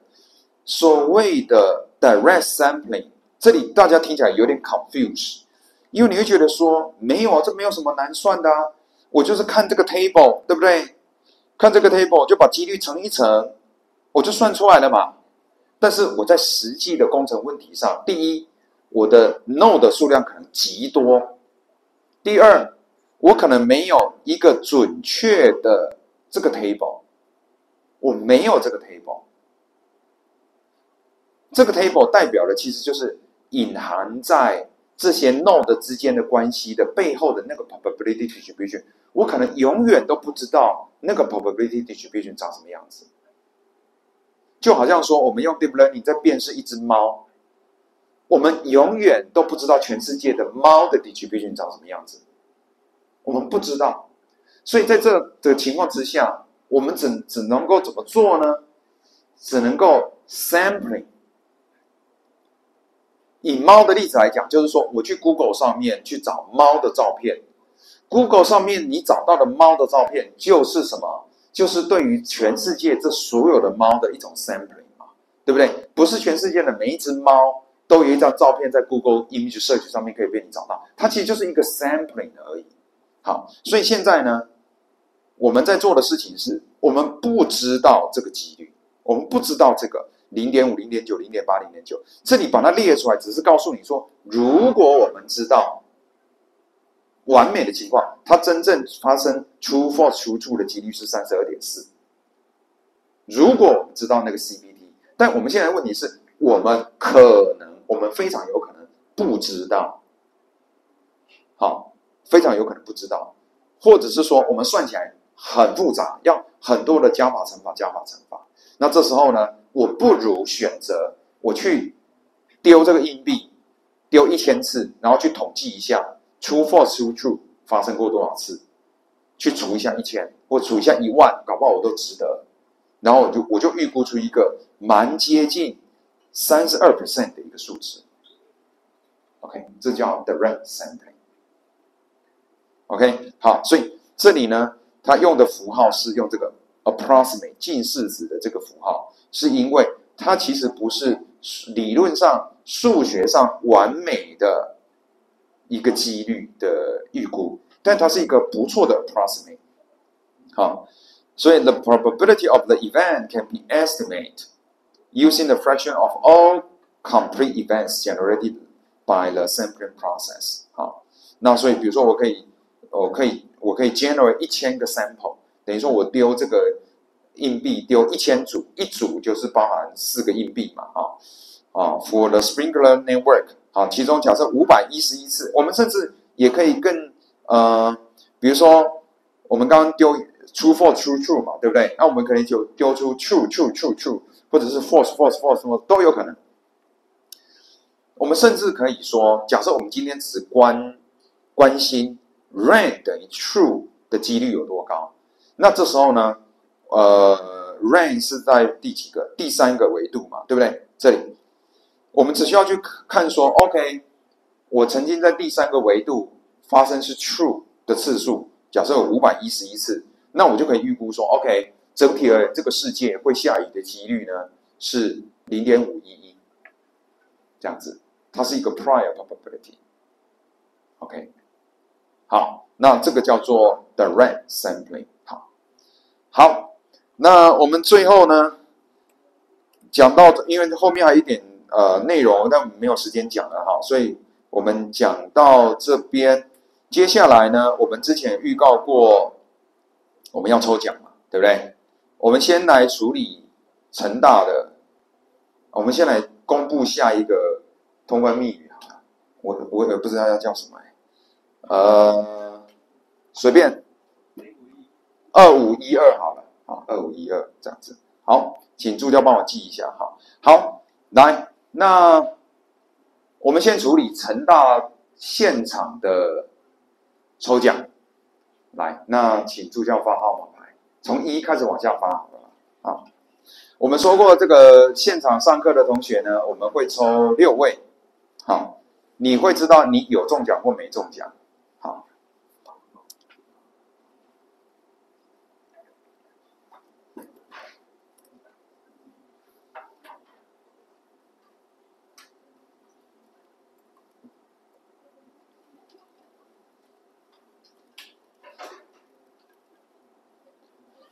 好，我们看一下发出到几号号码牌。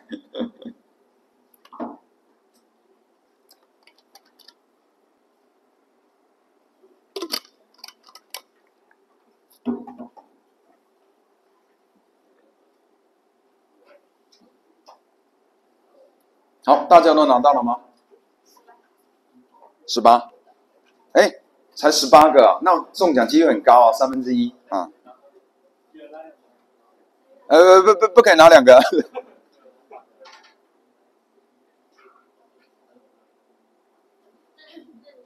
来换一下号码，是不是？谁拿到那个是几啊？17， 1到17，请随机从1到17选出6个数字。不可重复，这样可以吧？这个 prompt 有没有错？好，开始。3、7、9、12、15、16。好 ，OK。等一下呢，这些同学就来助教这边登记啊，来助教这边登记。应该我们会需要大家的Gmail account， 然后你的名字这些。好，那但是至于这几位同学，你应该绝大部分的同学应该都是抽到300块的额度啦。好，那我们会跟线上同学一起抽，我们抽出11个哈。好，那接下来换线上同学。线上同学呢，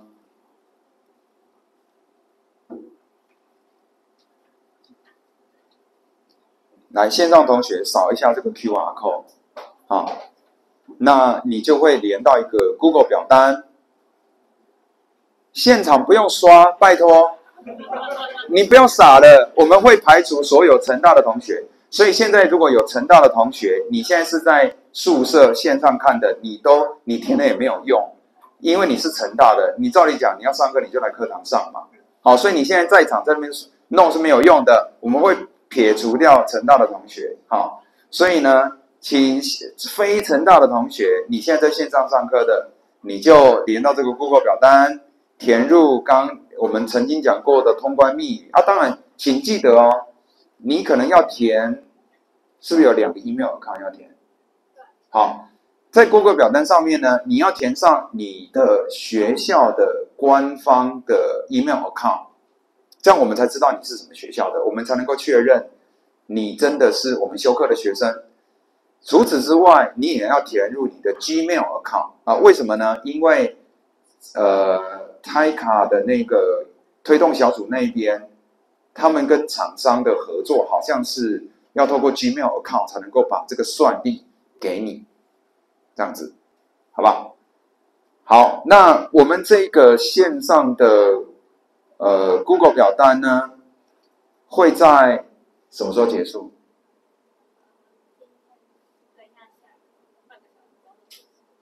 半个小时啊！你给他们那么久的时间哦。我想说4点05分就可以结束了啊。有在看直播的，就等一下就可以结束了啊。好啊，反正对啊，就是这样子。好，所以你只要填入你的 email account， 然后填入通关密语，然后我们等一下呢，再过一阵子，我们的这个 Google 表单就会结束。好，那结束完之后呢，我们会从线上 Google 表单再随机挑出5位，对吧？好，那 totally 就会有6加5 11位，然后再从这11位里面会随机再挑出1位是有1500的额度，那其他人是300块的额度，这样子。好，那我们大概就是到这边。